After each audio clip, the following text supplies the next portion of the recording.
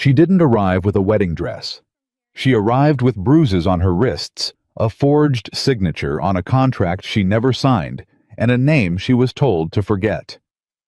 The mountain man who bought her freedom didn't say a word when she walked through his door. He just looked at the bruises.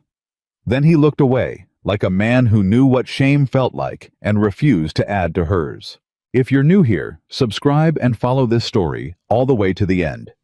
Drop your city in the comments. I want to see how far this story travels.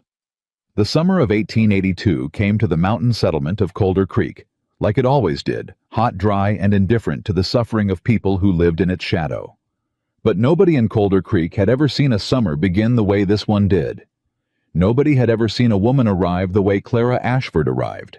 She came on the morning stage from Millhaven, sitting rigid in the corner of the coach, with her hands folded in her lap and her eyes fixed on something nobody else could see. She wore a gray traveling dress that had been washed so many times the color had nearly given up. Her hair was pinned back tight enough to pull at the corners of her eyes. She carried one bag.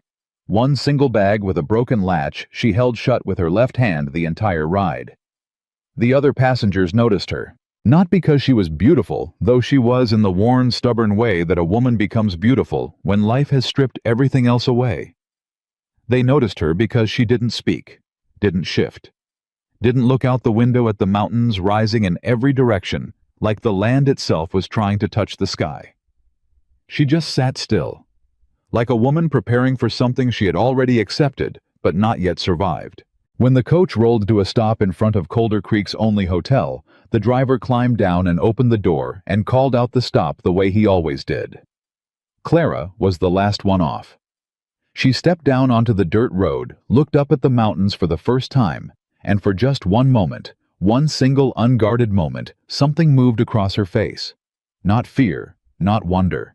Something older than both of those things. She pressed her lips together, and whatever it was disappeared.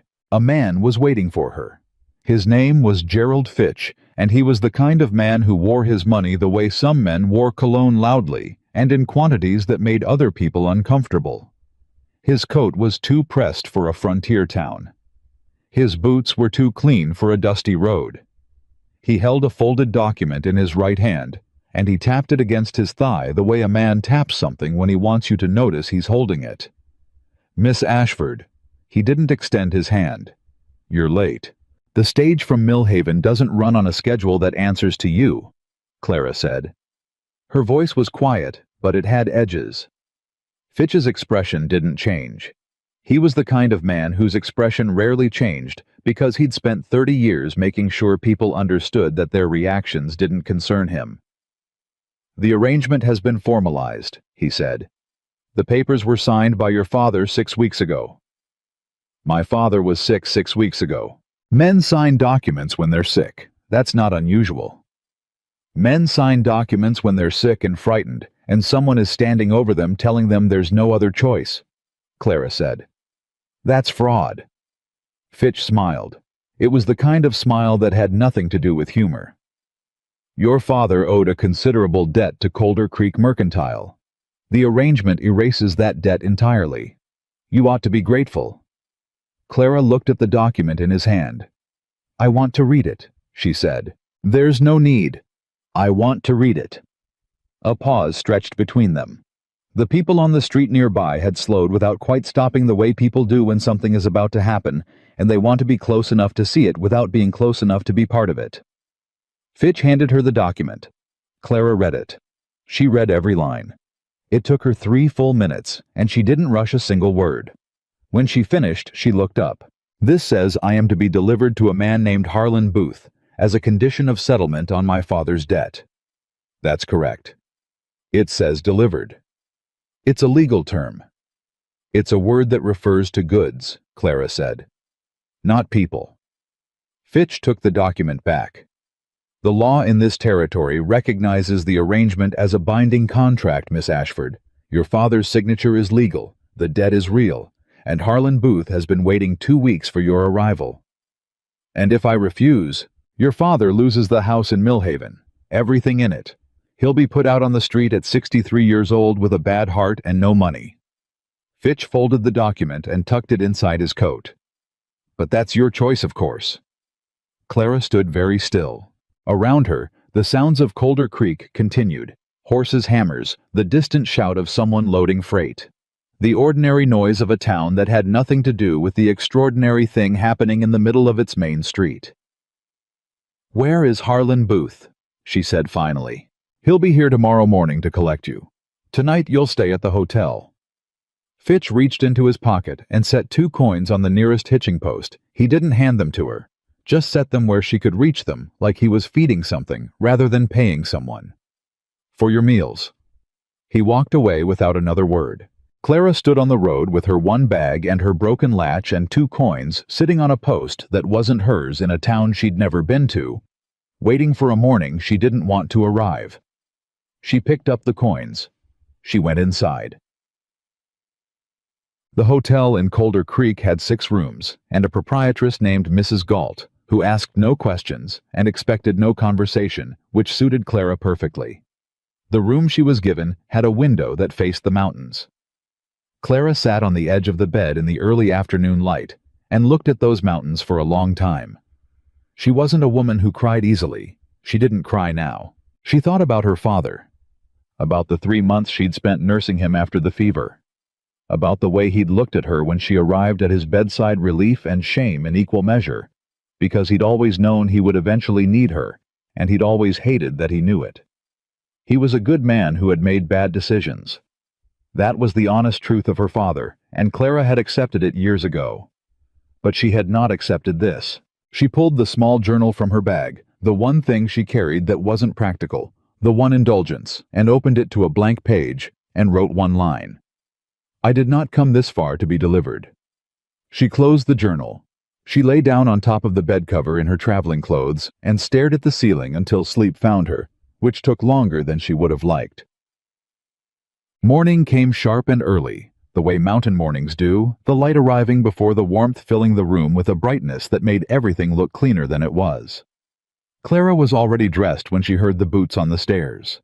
Not 1 set of boots, several. She opened her door before anyone knocked.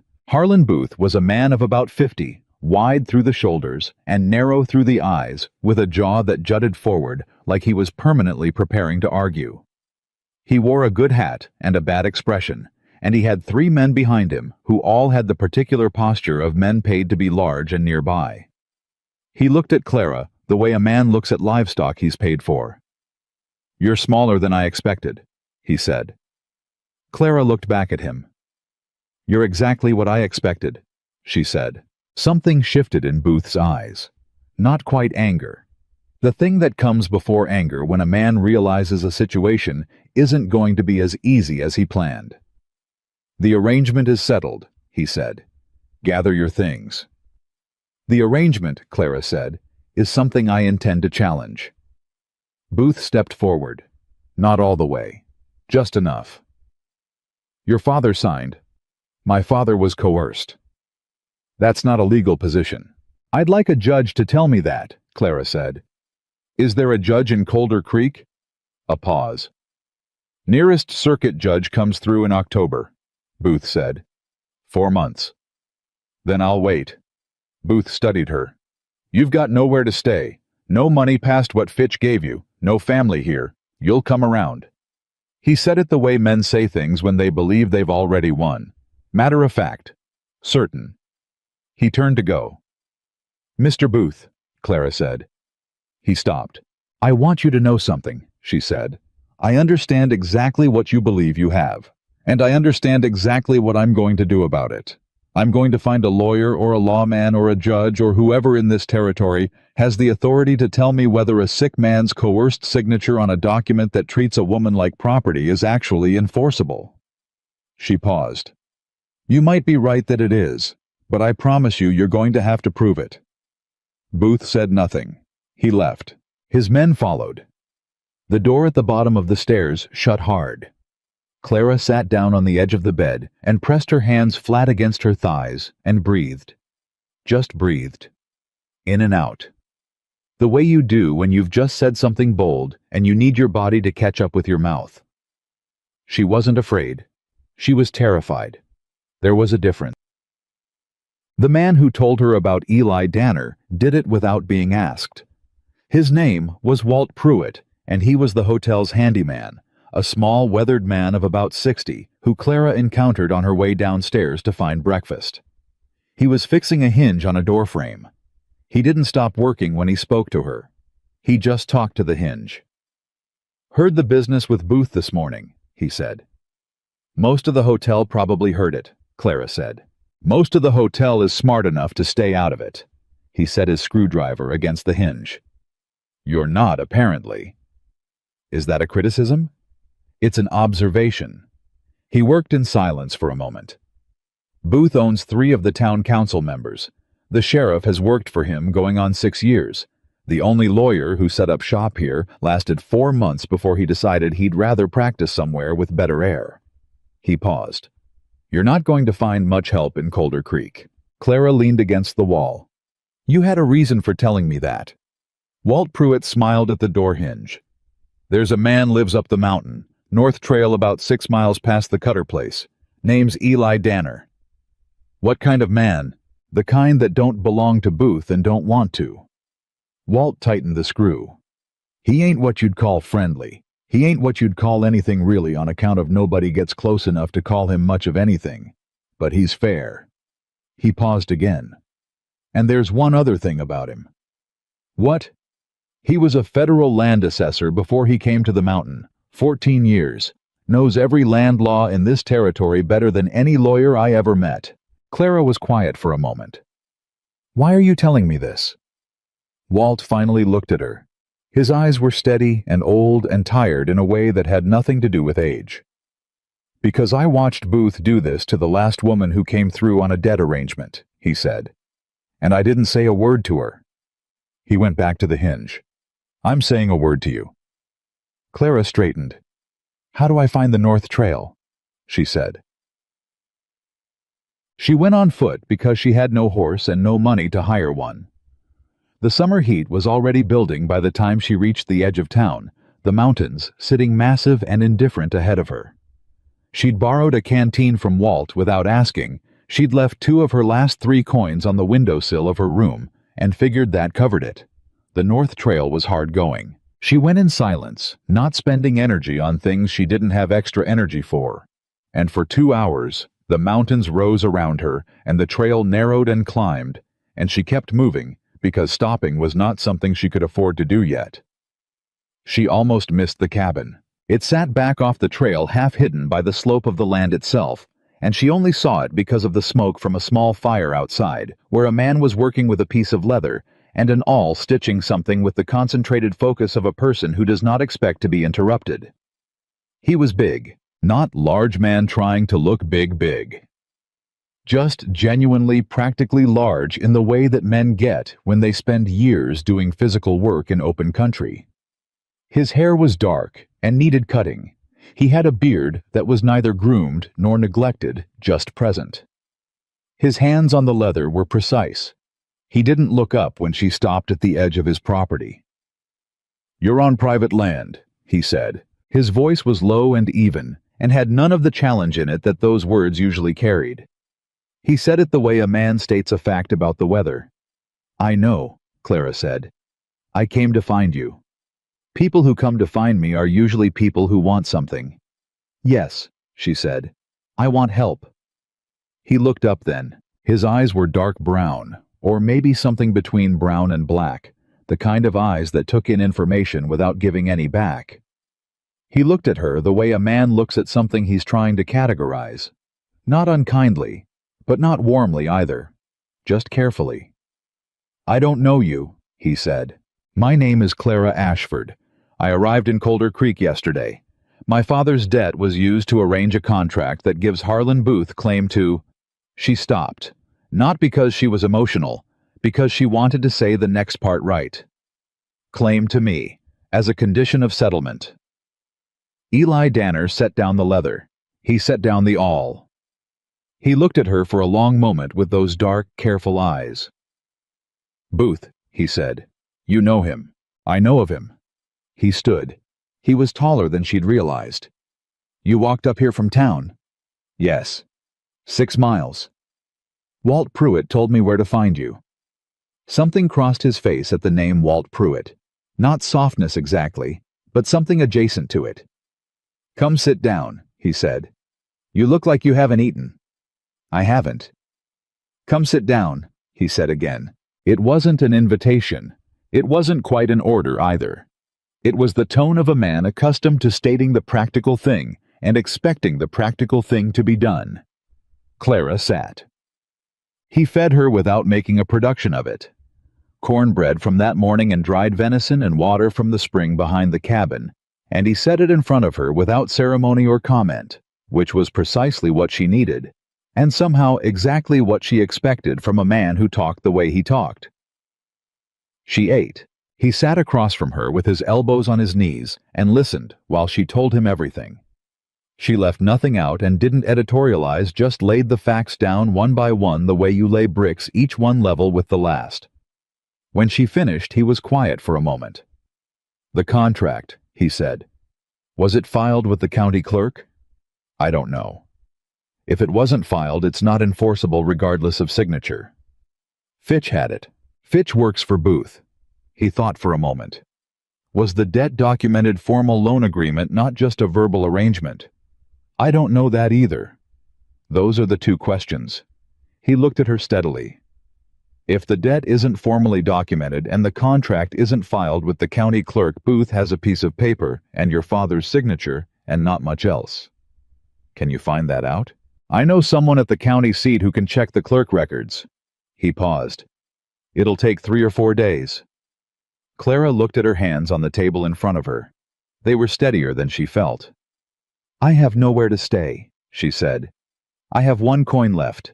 Booth controls the sheriff, and he knows I'm trying to fight this, which means by tomorrow he'll have made it clear to every person in that town that helping me is a bad idea. The words cost her something to say. She was not a woman who spoke her own vulnerability easily. Eli Danner was quiet for a long time. Outside, the wind moved through whatever trees were growing near the cabin, and the summer sounds of the mountain insects, a bird somewhere, the distant shift of something in the undergrowth filled the silence. There's a lean-to out back, he said. It's not much. Clara looked up.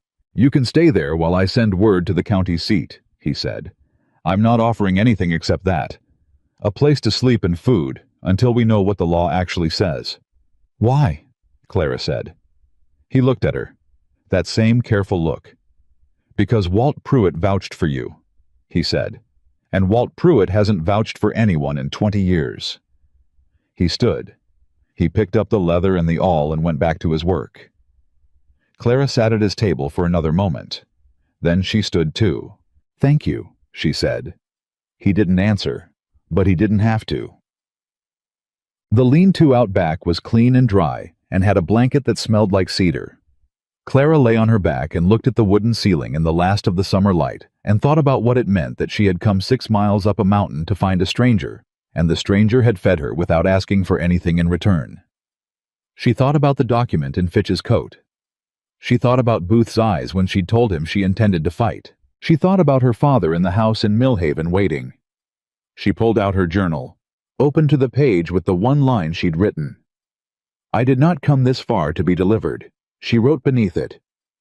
He didn't ask why I was fighting. He just asked what I needed to fight with. I think that might be the most useful thing anyone has ever done for me. She closed the journal. Outside, she heard Eli Danner moving around the property, closing up for the night, doing the ordinary things a man does before the dark settles in. He worked in silence. It was the first time in 3 days that silence hadn't felt like a threat. She closed her eyes. Above the mountains, the summer stars were arriving one by one, the way they do in high country, sharp and close, and numerous enough to make the dark feel less like an absence and more like a different kind of fullness. Down in Colder Creek, Harlan Booth was sitting in his office reading a report from one of his men. She went up the mountain, found Danner. Booth set the report down. He looked out his window at the mountains in the last of the light.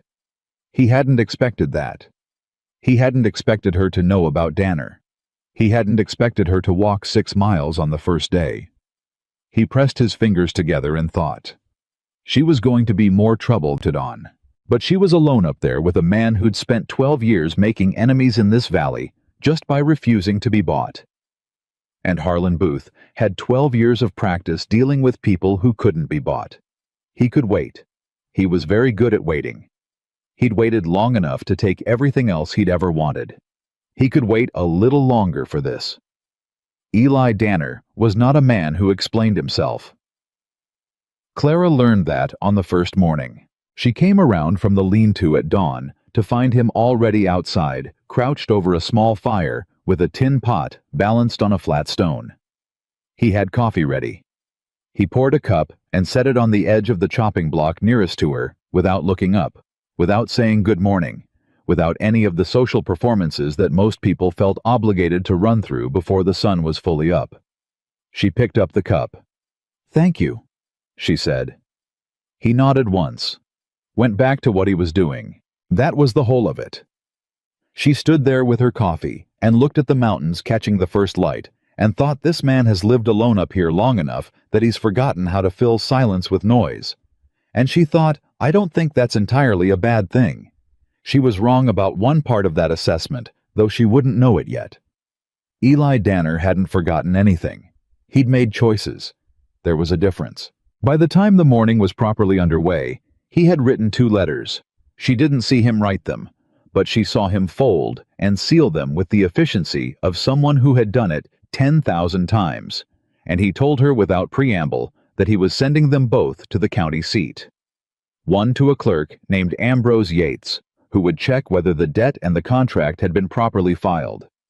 One to a man he'd worked with during his years as a federal assessor, a man who now operated as a territorial inspector out of Fort Bridger. The inspector won't move fast, Eli said. But if Booth has done this before, and I suspect he has, the inspector will want to know. How long? Clara asked. Ambrose can answer in 5 days if he moves quick. The inspector, he paused. Longer. Booth isn't going to wait 5 days without doing something. No, Eli agreed. He isn't. He said it the way a man confirms a weather forecast. Not alarmed, not dismissive. Just acknowledging the shape of the problem clearly and without decoration. Clara looked at him across the table. What do you think he'll do? Eli considered. He'll start with pressure. Tell people in town not to give you aid. Make sure anyone you might appeal to understands the cost of siding with you. He turned his coffee cup between his hands slowly. Then he'll try something legal-looking. Probably an injunction through the sheriff claiming you're trespassing up here. I have your permission to be here. That won't matter to the sheriff, not if Booth tells him it doesn't. Clara set down her cup. You knew all of this when you offered me the lean-to. It wasn't a question. Eli looked at her steadily. Yes. Then why? Because what Booth does to people who can't fight back is wrong, he said, flat, simple. The way a man says something he figured out a long time ago and has never needed to revisit. And because Walt Pruitt sent you up here, which means Walt thinks you can fight. Can I? She said. I don't know yet, he said, but I intend to find out. Joel. The first pressure came the same afternoon. Clara had walked partway down the trail toward Colder Creek, not to go into town, just to move, just to keep her body busy while her mind worked, and she was on her way back up when she met the rider coming down. He wasn't one of Booth's obvious men. He was a young man, maybe 22, with a nervous horse and a nervous expression, and he pulled up when he saw her on the trail and said her name like he wasn't sure he had the right person. Miss Ashford. Yes. I've got a message from Mr. Booth. He held out a folded paper. His hand had a faint tremor that he was working to suppress. He asked me to deliver it personal. Clara took it, opened it. It was brief. Booth's handwriting was exactly what she'd have predicted. Heavy, deliberate, the script of a man who wanted every letter to announce its own importance. Miss Ashford, your father's health is fragile. It would be a tragedy if the stress of a prolonged legal dispute were to worsen his condition. The arrangement stands. I suggest you consider carefully how long you intend to make this difficult. H. Booth. She read it twice, Then she folded it. The young man on the horse was watching her with the expression of someone who didn't like the errand he'd been given, but liked the alternative less. "Tell Mr. Booth," Clara said, "that I received his message. That's all. That's all." He turned the horse and went back down the trail. Clara stood on the trail alone and looked at the folded paper in her hand. Her father. Of course. She had known Booth would use her father eventually. She had known it from the moment she'd understood what kind of man she was dealing with. That knowledge did not make it easier to stand there on a mountain trail in the summer heat, holding a threat in her hand like it was an ordinary piece of correspondence. She breathed. She put the paper in her jacket pocket. She went back up. She found Eli at the back of the cabin splitting wood. Not because he needed wood, she'd later understand, but because it was what he did when he was thinking the physical work, giving his mind room to move, and she handed him the letter without a word. He read it. His expression didn't change. He handed it back. "He went after your father faster than I expected," he said. "Is that good or bad? It's information." He picked up the axe again. "A man who escalates fast is a man who's worried about time. That means he's less confident in the contract than he's letting on." Clara considered that.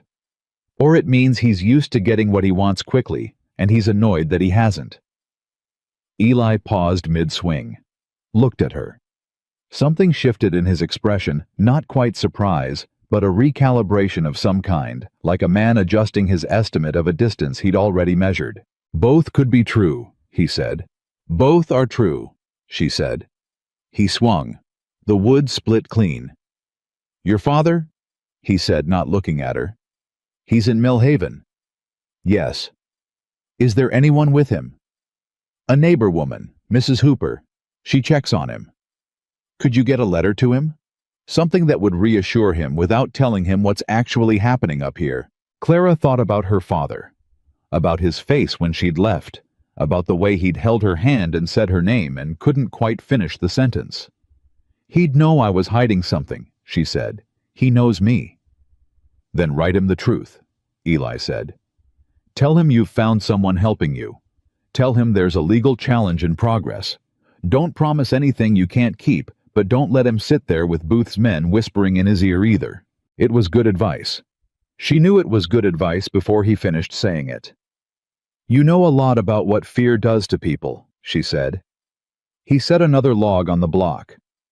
"I know what it's like to have someone use the people you love against you," he said. He swung. The wood split. He didn't say anything more about it. Clara understood the way you understand some things about people, not because they explain themselves, but because they've said just enough that you can see the outline of the rest. She went to write the letter. The next 2 days settled into something that Clara wouldn't have predicted and couldn't quite name. Eli worked. He was always working. There was always something on the property that needed doing, and he did each thing with the same focused, unhurried competence. Like a man who has made his peace with the fact that there is always more work than time and has decided to stop fighting that truth and just show up for it. Clara worked too. She was not a woman built for waiting, and within 24 hours of arriving, she had assessed what needed doing around the property and started doing it. She found the kitchen garden behind the cabin overgrown in the way things get when one person is trying to manage too much land alone. She started clearing it. She didn't ask permission. She just started. Eli found her there the second morning and stopped and looked at what she'd done. "You don't have to do that," he said. "I know," she said. "I'm doing it anyway." He looked at the cleared rows. He looked at her. "The back corner is for winter squash," he said. "Needs more space between the hills than you've got." "Show me," she said. He showed her. That was how it started. Not with warmth exactly. With competence meeting competence and the particular respect that generates in people who have spent their lives doing real work in real conditions. She noticed things about him in those 2 days. He got up before dawn. Not reluctantly, he just woke the way some people do, like sleep is a task they complete and then move on from, rather than something they linger in. He made coffee before he did anything else. He took it outside regardless of what the morning was doing. He had books. More books than she would have expected. Shelves along the back wall of the cabin, and they weren't decorative. They were red. She could tell by the way the spines broke, the way certain pages had been folded down at corners. He'd apparently never gotten around to unfolding. He talked to his horse. She heard it through the lean-to wall one morning. Not the words, but the tone low and continuous. The tone a man uses when he's talking not to communicate information, but to maintain contact. To say, "I'm here. You're not alone." She thought about what Walt Pruitt had said. He ain't what you'd call friendly. She thought Walt had maybe meant something slightly different by that than what it sounded like. On the morning of the third day, two things happened. The first thing, Eli came back from watering the horse and said without preface, "Booth sent a man up the trail an hour ago. He turned back when he saw I was up, but he'll try again." "Is he going to try to remove me by force?" "Not yet. He wants it to look legal." He sat down. "He'll get the sheriff to come up here with something, a writ of complaint, something that gives him the appearance of the law on his side. The sheriff's name is Craw. He's been with Booth long enough that he doesn't distinguish between Booth's interest and the law's interest anymore." "When?" "Soon." He looked at her across the table. "Clara." It was the first time he'd used her name.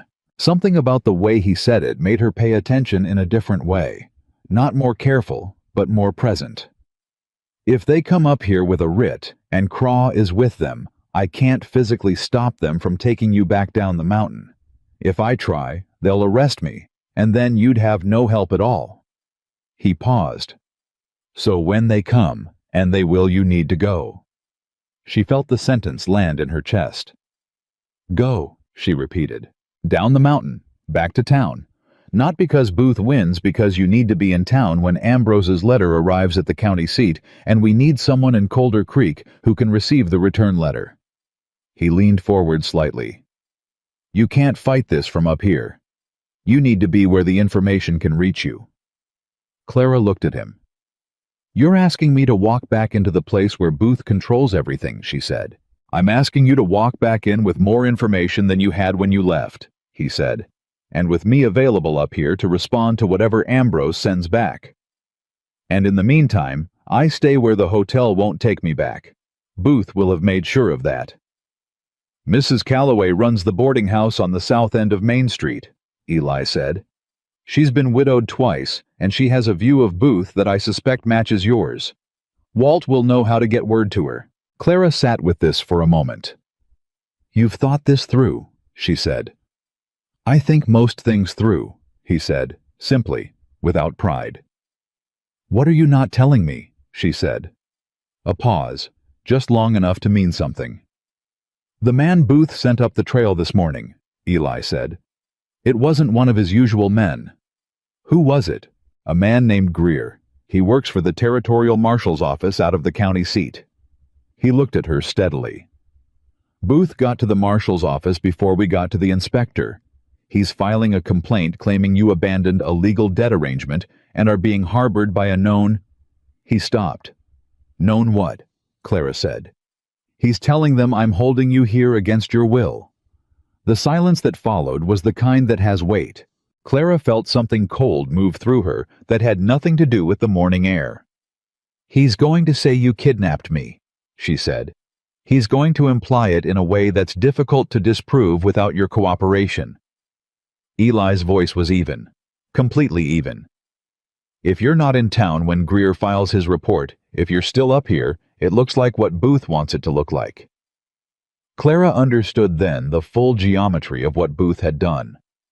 He hadn't just threatened her father. He hadn't just sent a writ. He had positioned the situation so that the man helping her would be the one who looked like the criminal. She looked at Eli. "You knew this when you told me to go back to town," she said. "Yes."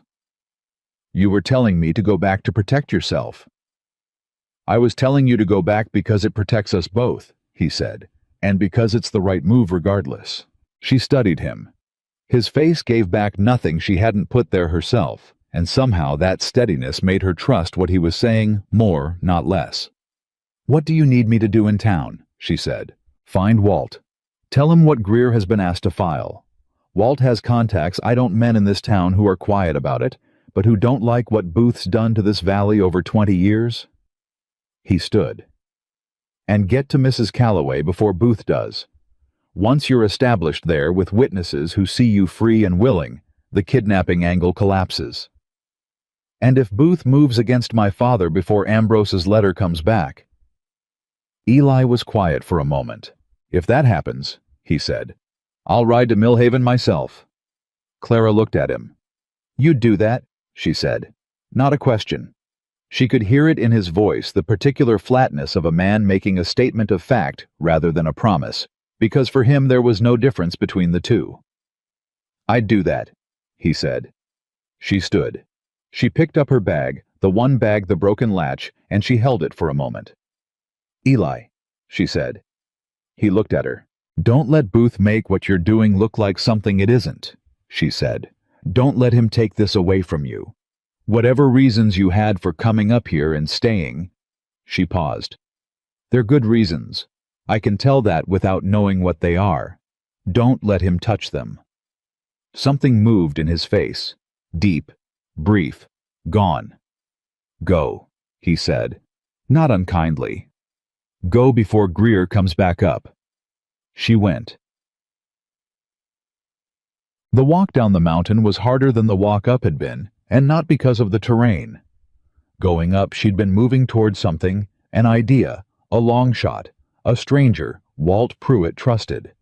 Going down, she was moving back into a town where a powerful man had spent 2 days tightening his grip on every lever he could reach. She thought about what Eli had said. A man who escalates fast is a man who's worried about time. She turned that over as she walked. Why would Booth be worried about time? He had the sheriff, he had the council, he had an arrangement signed by her father. Unless the arrangement wasn't as solid as he'd presented it. Unless Fitch had been sloppy with the paperwork. Unless there was something in the county records that Ambrose Yates was going to find that Booth couldn't afford to have found. That was a thin thread. But thin threads were what she had. She came down off the trail and onto the edge of town a little past midday, and she walked in with her head level and her bag in her hand and her broken latch held shut by her grip, because some things you just carry, regardless of whether they're fixed. The first person who saw her was a woman hanging laundry in the side yard of a building on the south end of Main Street. Mid-50s, built like someone who had done difficult things for a long time and found a way to be at peace with that iron gray hair and eyes that evaluated things quickly. You must be Clara Ashford, the woman said, not stopping her hanging. Yes, ma'am. I'm Ruth Calloway. She pinned a sheet and looked at Clara directly.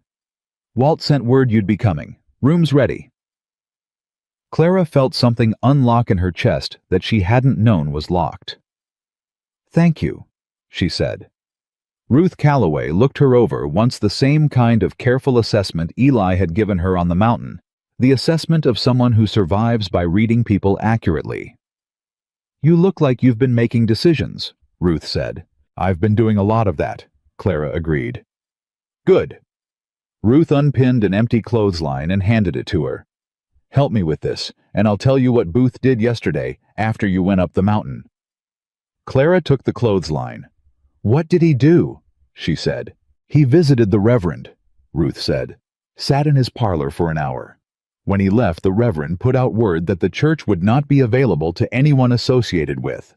And I'm using his exact words, mind you, unsanctioned arrangements that undermine legitimate contract law. She said it with the flat precision of someone who has memorized something so they can testify to it accurately later. Which translated out of Reverend speak means don't help the Ashford woman. He moved on the church, Clara said. He moves on everything. Ruth hung the clothesline. That's how he's held this valley for 20 years. He doesn't need to threaten every person directly.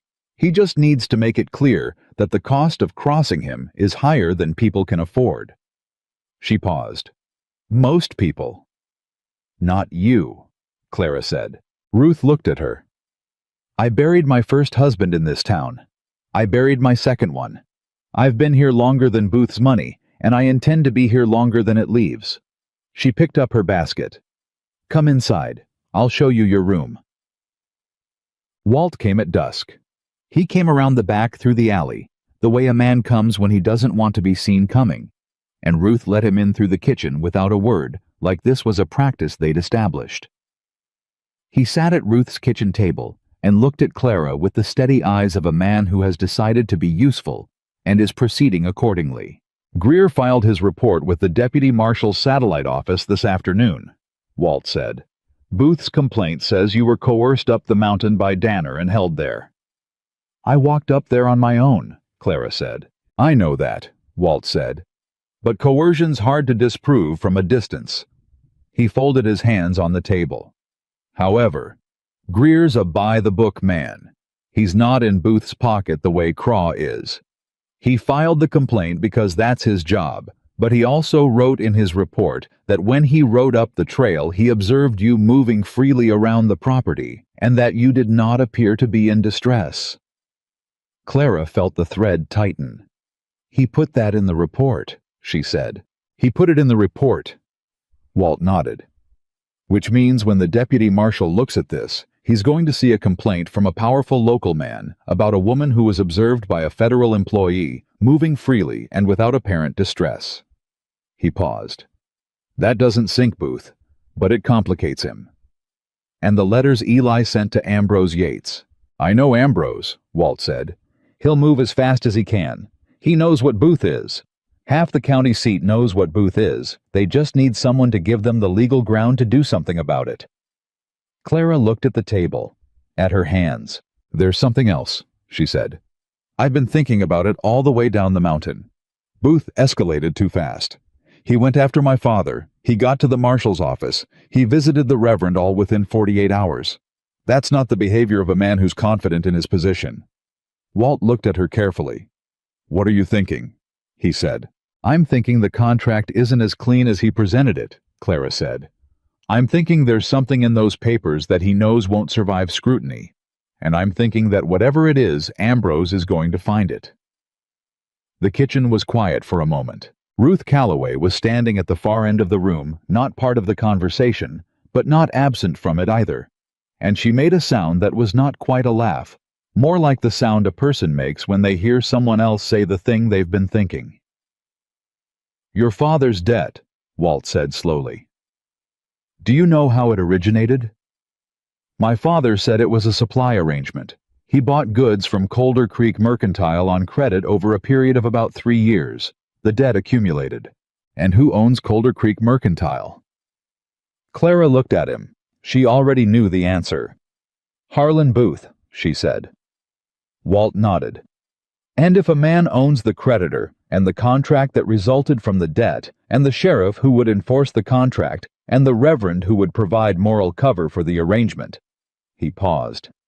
"That's not a legal debt collection. That's a trap." "That's fraud," Clara said. "That's fraud," Walt agreed. "If it can be proven."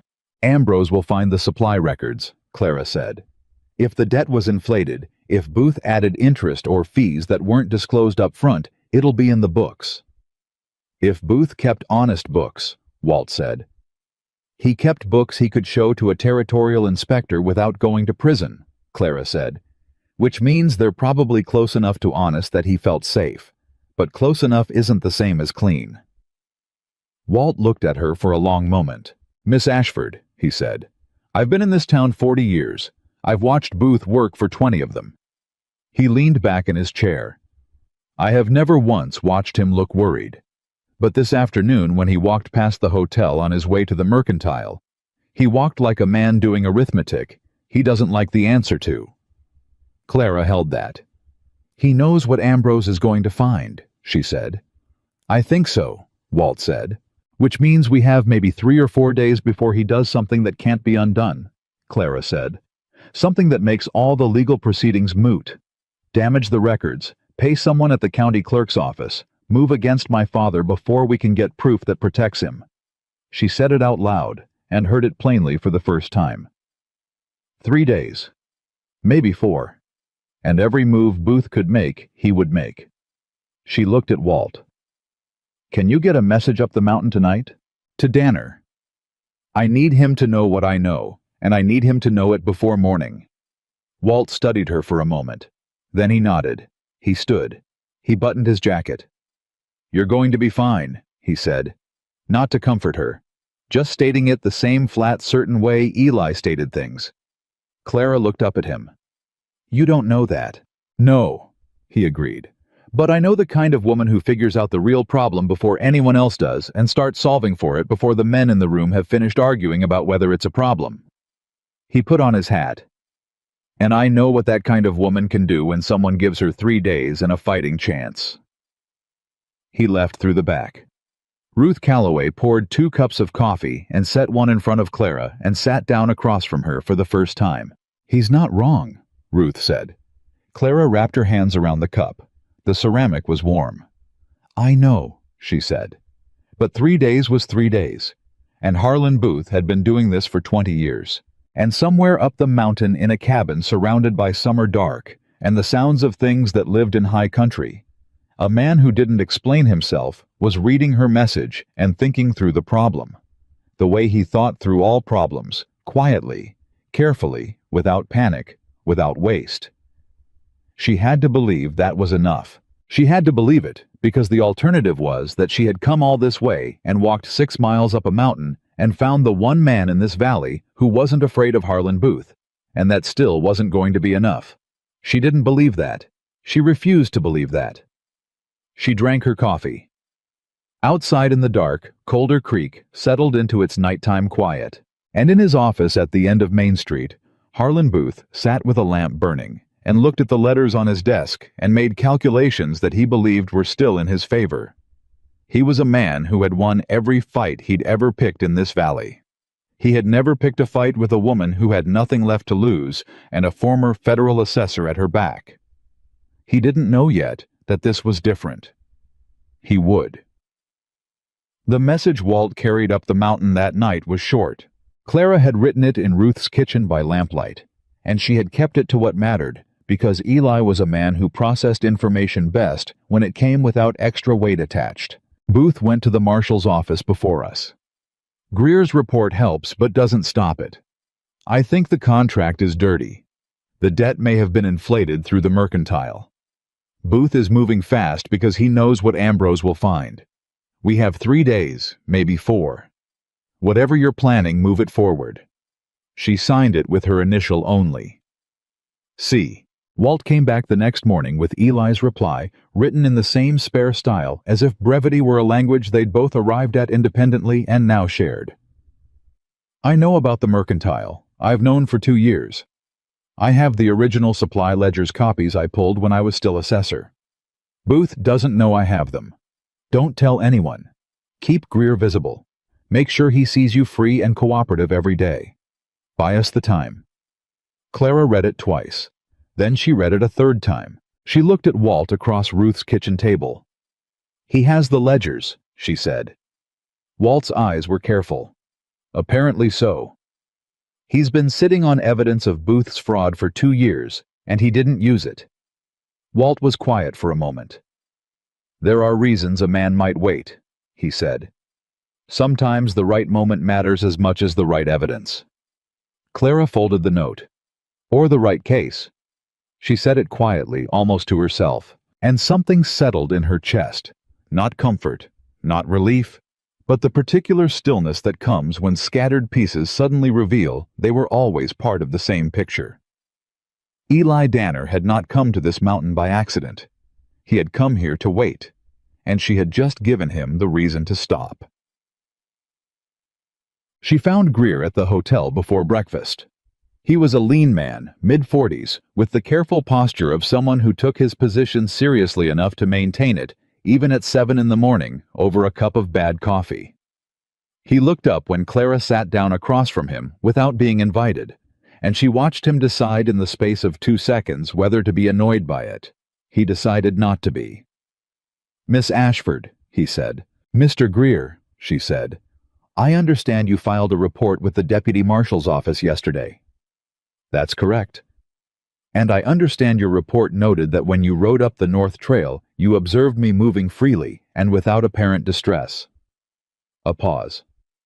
That's also correct.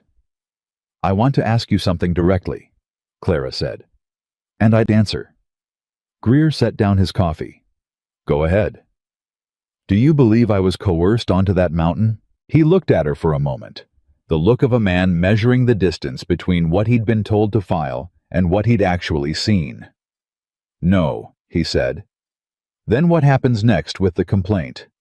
The deputy marshal reviews it.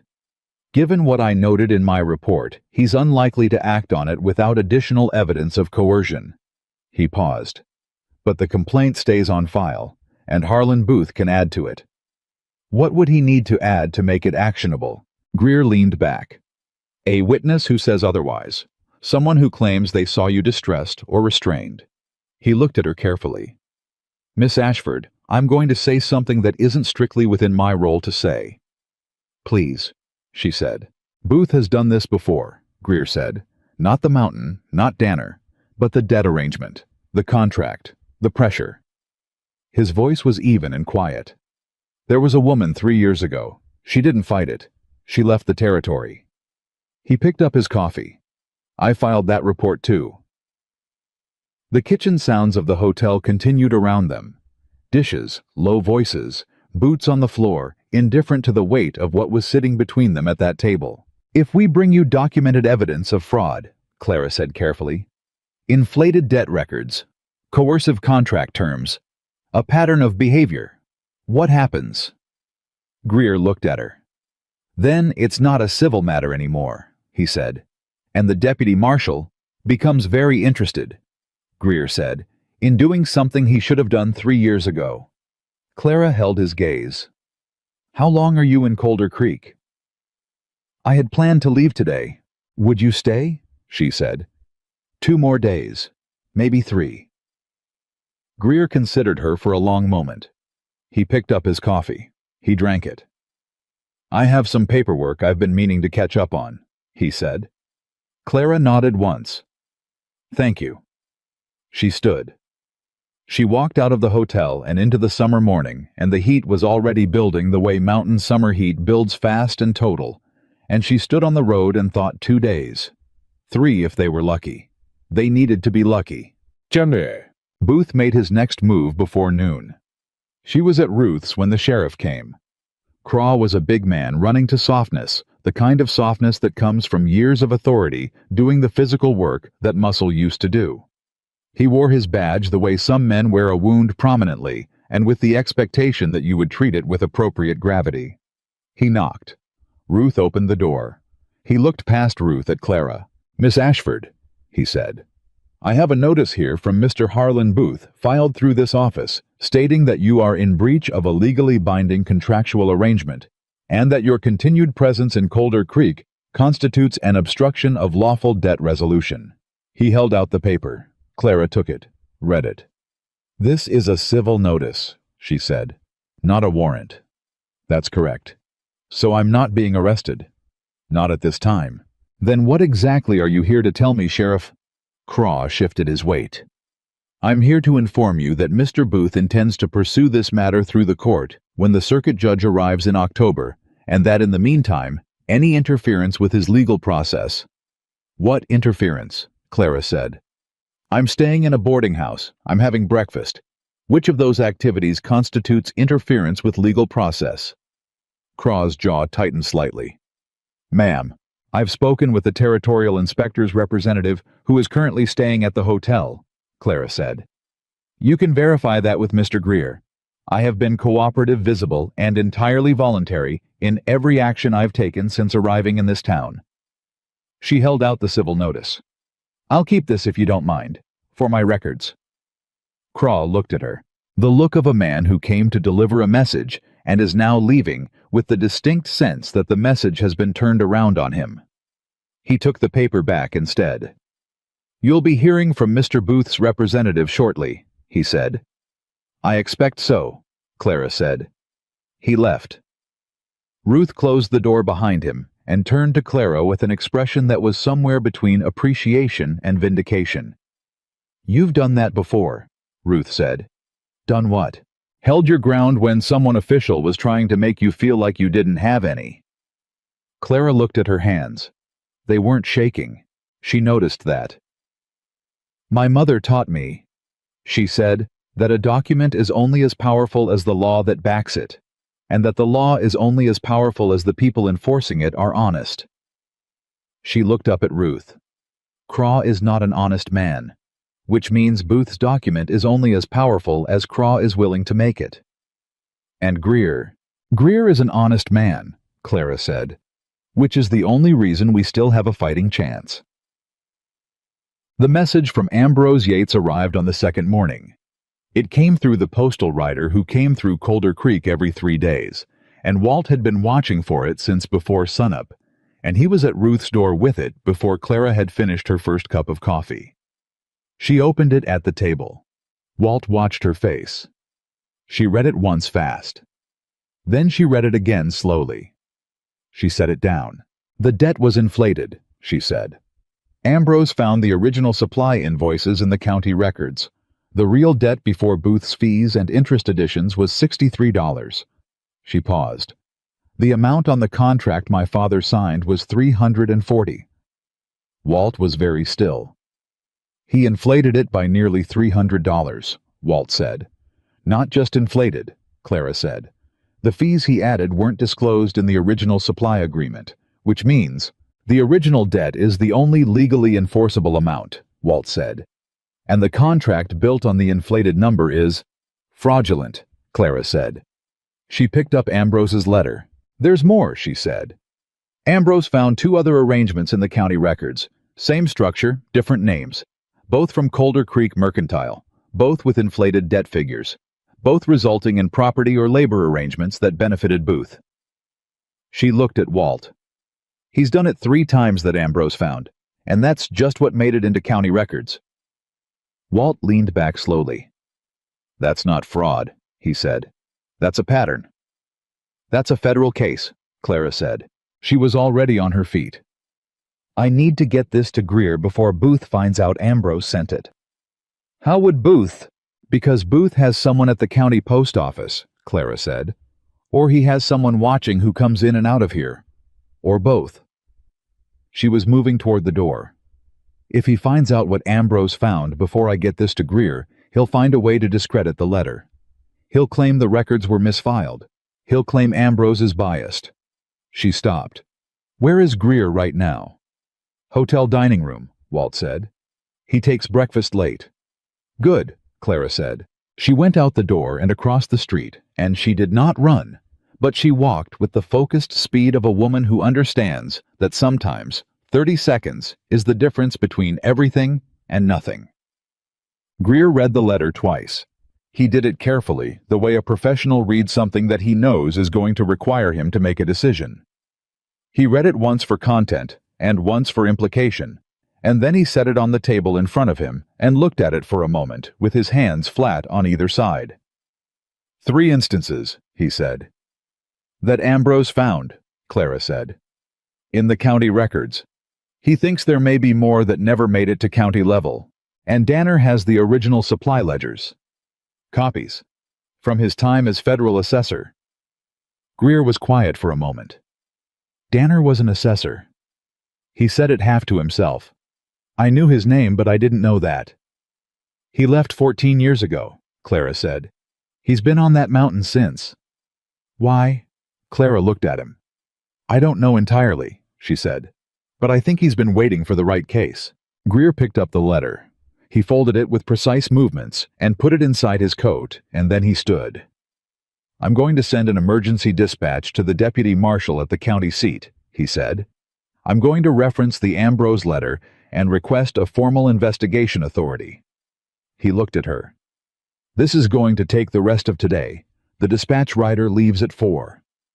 "What does Booth do when he finds out?" "He'll try to move before the authority arrives," Greer said.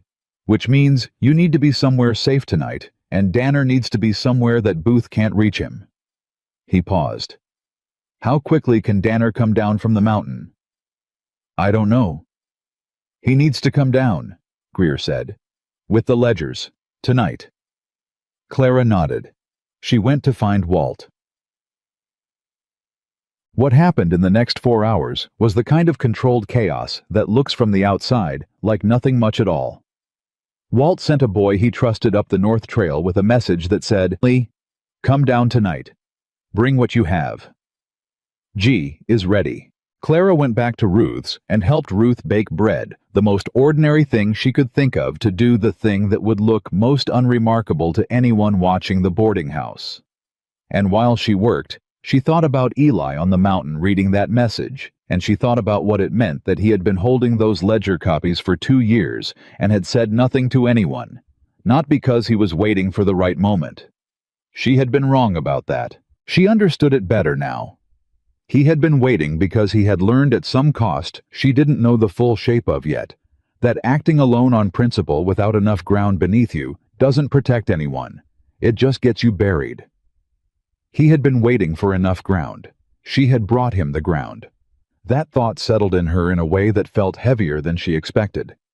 Not bad heavy, the weight of something that matters. Booth moved at 3 in the afternoon.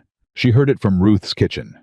Raised voices, the specific sound of something official happening on the street, and she went to the window and saw Craw and 2 of his deputies standing in front of the hotel, and Greer on the steps with his arms crossed and his expression doing the thing expressions do when a man is being professionally courteous while being essentially immovable. "What is that?" Ruth said behind her. "Booth found out about the dispatch," Clara said. She watched Craw gesture at Greer, watched Greer respond, watched Craw's shoulders go tight. The dispatch rider left at 4. She could see that from here, the staging area at the eastern end of the street, and if Craw was trying to stop Greer now, he was trying to stop that dispatch from leaving. She looked at the clock on Ruth's shelf. 3:17. "Ruth," she said, "is there another way out of this building?" "Back door to the alley." "And from the alley. South end lets out behind the livery." Clara was already moving.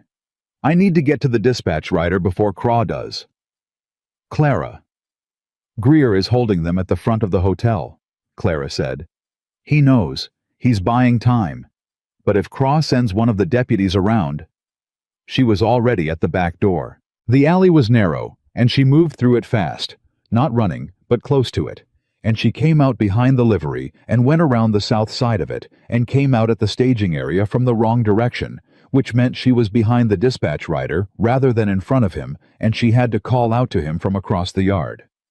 "Wait," she said, loud enough to carry. "I have a document for the 4 o'clock dispatch." The rider turned.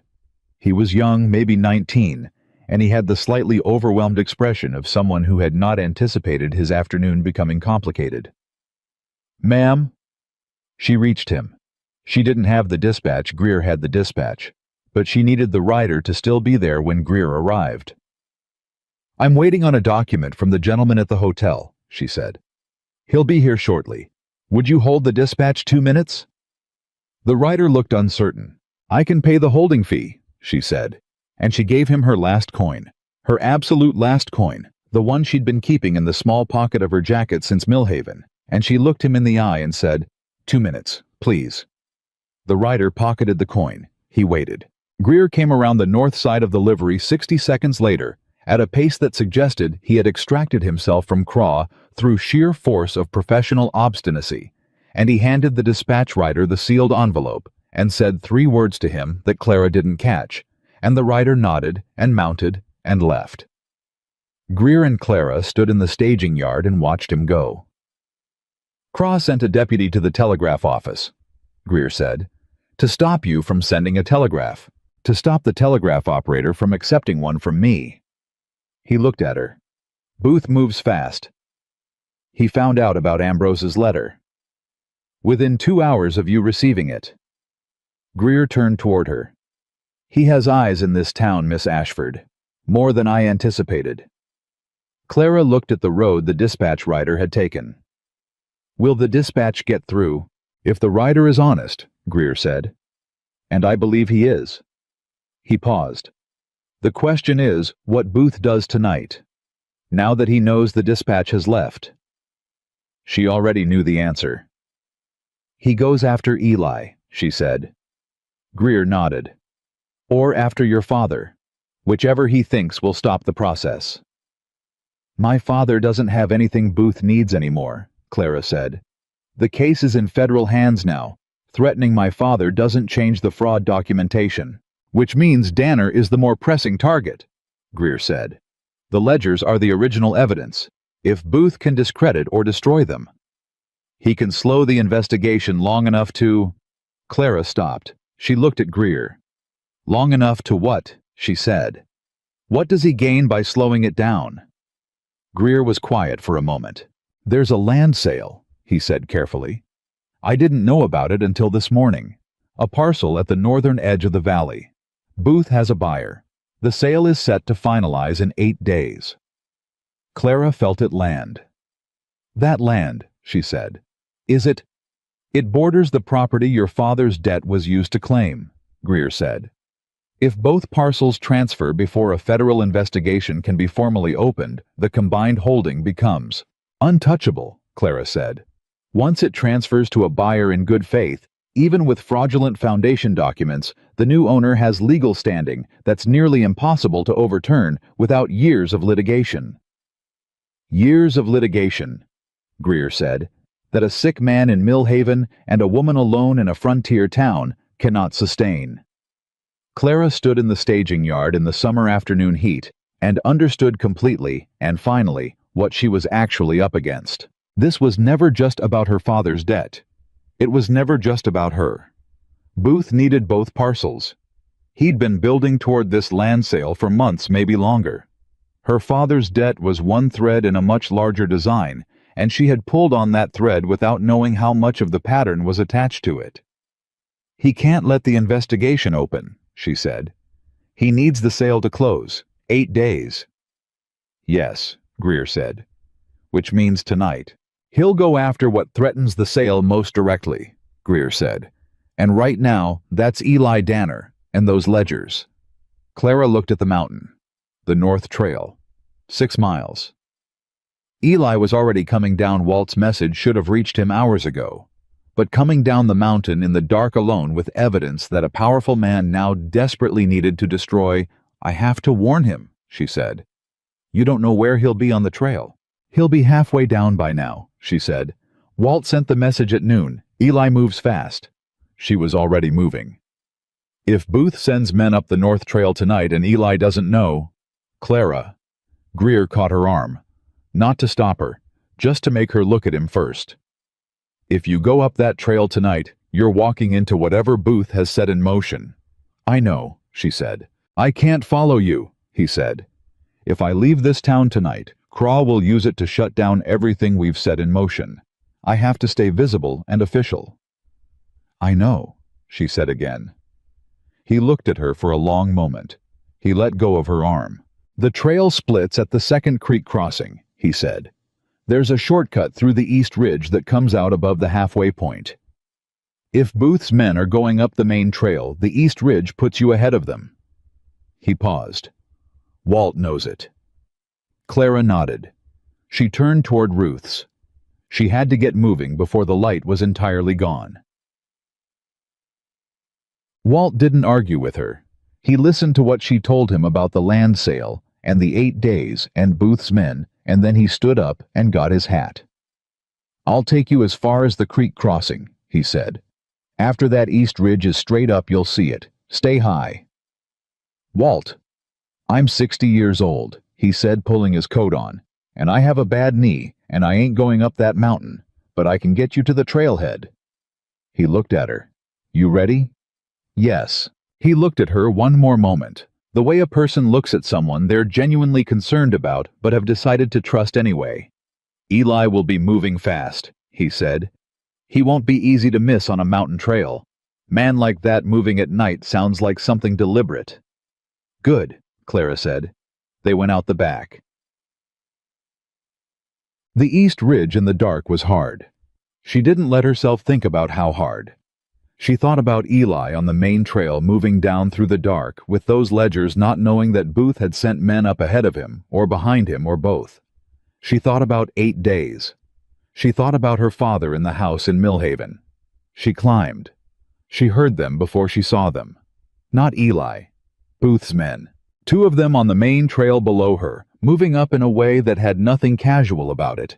The purposeful sound of men who have been sent to do a specific thing and intend to do it. She was up a ridge. She couldn't shout not without giving her own position away. She moved faster. The ridge trail brought her out above the halfway point, just where Greer had said it would, and she came down onto the main trail, and she was breathing hard, and her hands were scraped from the rock face, and she nearly ran directly into Eli Danner, coming around the bend in the trail. He caught her by the shoulders before she fell. "Clara." His voice was low, instant, alert. "Booth's men," she said just as quiet. "Behind you on the trail. Two of them maybe 50 yards back." She felt him go still, the particular stillness of a man assessing. "You came up the East Ridge," he said. "Greer told me about it." "In the dark?" "It's done," she said. "We need to move." He didn't argue. He pulled her off the main trail into the tree cover on the west side, and they moved parallel to the trail in the dark. Not fast enough to make noise, fast enough to put distance between them and the sound of those boots. He had a saddlebag across his shoulder. She could feel the shape of it against her arm as they moved. The ledgers. After 5 minutes of moving through the dark, he pulled them to a stop, and they stood still and listened. The boots on the trail below had stopped. "They found where you came down off the ridge," Eli said quietly. "Can they track us in the dark?" "One of them can. Becker Booth keeps a tracker on his payroll." He was listening. "We can't go back to the main trail. Where do we go?" "There's a route south of the main descent, longer, comes out at the far edge of town near the south pasture." He paused. 2 hours in the dark." Clara looked at him. His face was mostly shadow. "Lead," she said. They moved. 2 hours was an underestimate.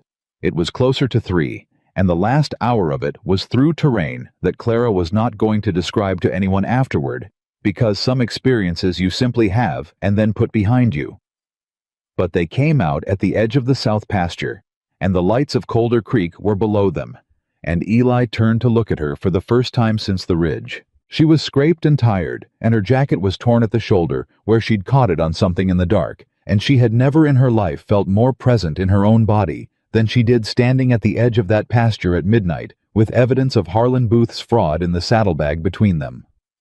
Eli looked at her. The look that wasn't warm exactly, but had something in it that she was starting to understand, was the closest this man got to warm a careful total attention. "You came up that ridge in the dark," he said, "to warn me." "Yes," she said. "Why?" She looked at him. "Because you've spent 2 years waiting for the right case," she said. "And I wasn't going to let Booth's men walk up that trail and take it from you." She paused. "Because Greer sent the dispatch. Because Ambrose found the records. Because we have 8 days, and all of it falls apart if you don't walk into that town tonight with what's in that bag." He looked at her for a long moment. She could hear him breathing in the dark. Steady. Controlled. "The ledgers show 3 years of inflated invoices," he said. "I pulled copies from 14 different accounts when I was still assessor. Booth's Mercantile was one of 12 businesses I was auditing." He paused. "I flagged it in my report. The report was buried." "By who?" "I don't know," he said. "That's the part I never could prove."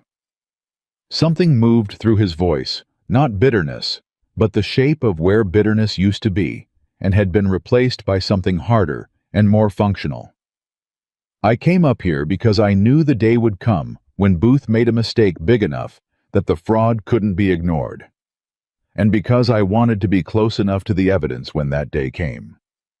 "And now," Clara said, "now we walk into town," he said, "and we put those copies in front of Greer, and we let the law do what it should have done 14 years ago." He started down toward the lights. She fell in beside him. They walked in silence for a moment. "Eli," she said. "Yes." "The woman 3 years ago," she said. "The one who didn't fight. Greer mentioned her." He was quiet for a step. 2 steps. "Her name was Margaret Howell," he said. "She was a schoolteacher, widowed. Her husband had a debt with the mercantile. He paused. She left the territory. I don't know where she went. Did you try to help her? I wasn't ready then, he said. The evidence wasn't enough. Booth would have buried it the same way he buried the assessor report. He looked straight ahead. There is not a day that I don't think about her. Clara walked beside him in the dark and didn't say anything for a moment. Then let's make sure it counts, she said. He looked at her. The lights of Colder Creek were close now. Yes, he said. They came off the pasture and onto the road, and Eli Danner walked into Colder Creek for the first time in years, and he walked like a man who has been waiting a very long time to do what he was about to do. And below them in his office at the end of Main Street, Harlan Booth sat at his desk and looked at the lamp, and did not yet know that everything he'd spent 20 years building had just walked down a mountain and through the dark and was now standing on his doorstep. He would know by morning. Greer was still awake. Clara had expected that. A man who sent emergency dispatches at 4 in the afternoon and then spent his evening being professionally obstructed by a corrupt sheriff did not go to bed early. He was at the table in the hotel's back room with 2 lamps burning and a cup of coffee that had gone cold. And when Walt knocked at the back door and Greer opened it and saw Eli Danner standing there with a saddlebag across one shoulder and Clara Ashford next to him with a torn jacket and scraped hands, he stepped back without a word and let them both in. He looked at Eli for a moment. Danner, he said. Greer, Eli said. The look between them was the look of 2 men who had heard of each other through the particular network of people who take their work seriously in places where that's not easy to do. You have the ledgers, Greer said. Copies, Eli said.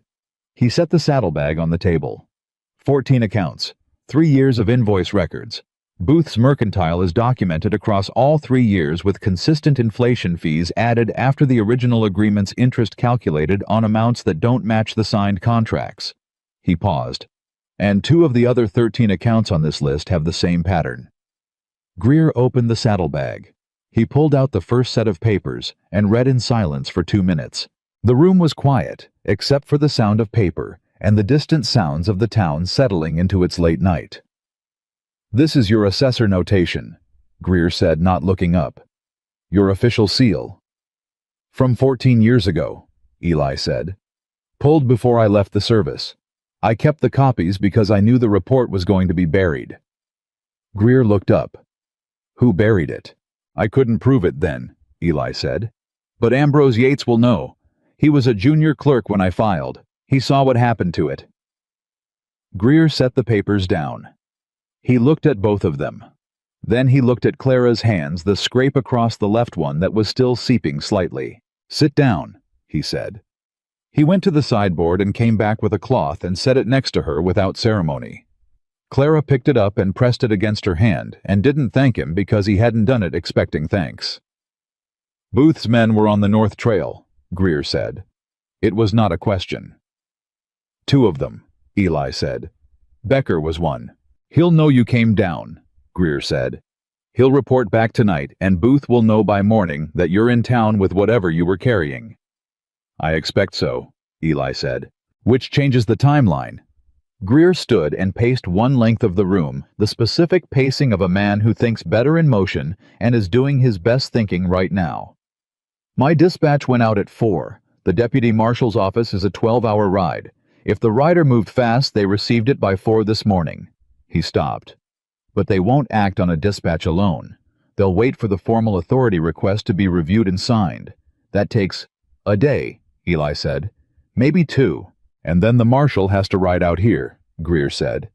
Which is another 12 hours. He looked at them. Best case, we have federal authority in Colder Creek in 3 days. Booth has 8 days until the land sale, Clara said. He did, Greer said. Now he has something more pressing than the land sale. Us, Clara said. You walked into town with federal evidence, Greer said. He can't ignore that and wait for the sale to close. He has to move against you now. The room was quiet for a moment. Eli was looking at the papers on the table. His expression was the expression he usually wore, contained direct giving back less than it took in. But Clara was starting to read the edges of it, the places where the containment showed what it was holding. He was angry. Not hot angry, cold angry. The kind that had been sitting in a man for 14 years and had never stopped being there, just learned to be instead of destructive. "He's going to come after the ledgers," Eli said. "Physically," Clara said. "He can't let them reach the deputy marshal intact," Eli said. "Everything else, the fraud, the contract, the pattern, it's all documentable from other sources. But these," he touched the edge of the papers, "these are my official copies with my assessor's seal. They're primary evidence. They're what turns a civil fraud case into a federal criminal matter." Greer nodded slowly. "He'll try to get them back." "How?" Clara said. The two men looked at each other. It was Greer who said it. "He'll arrest Danner." Clara felt it hit. "On what charge?" "It doesn't matter what charge," Greer said. "Craw will write something. Public disturbance, trespassing, obstruction.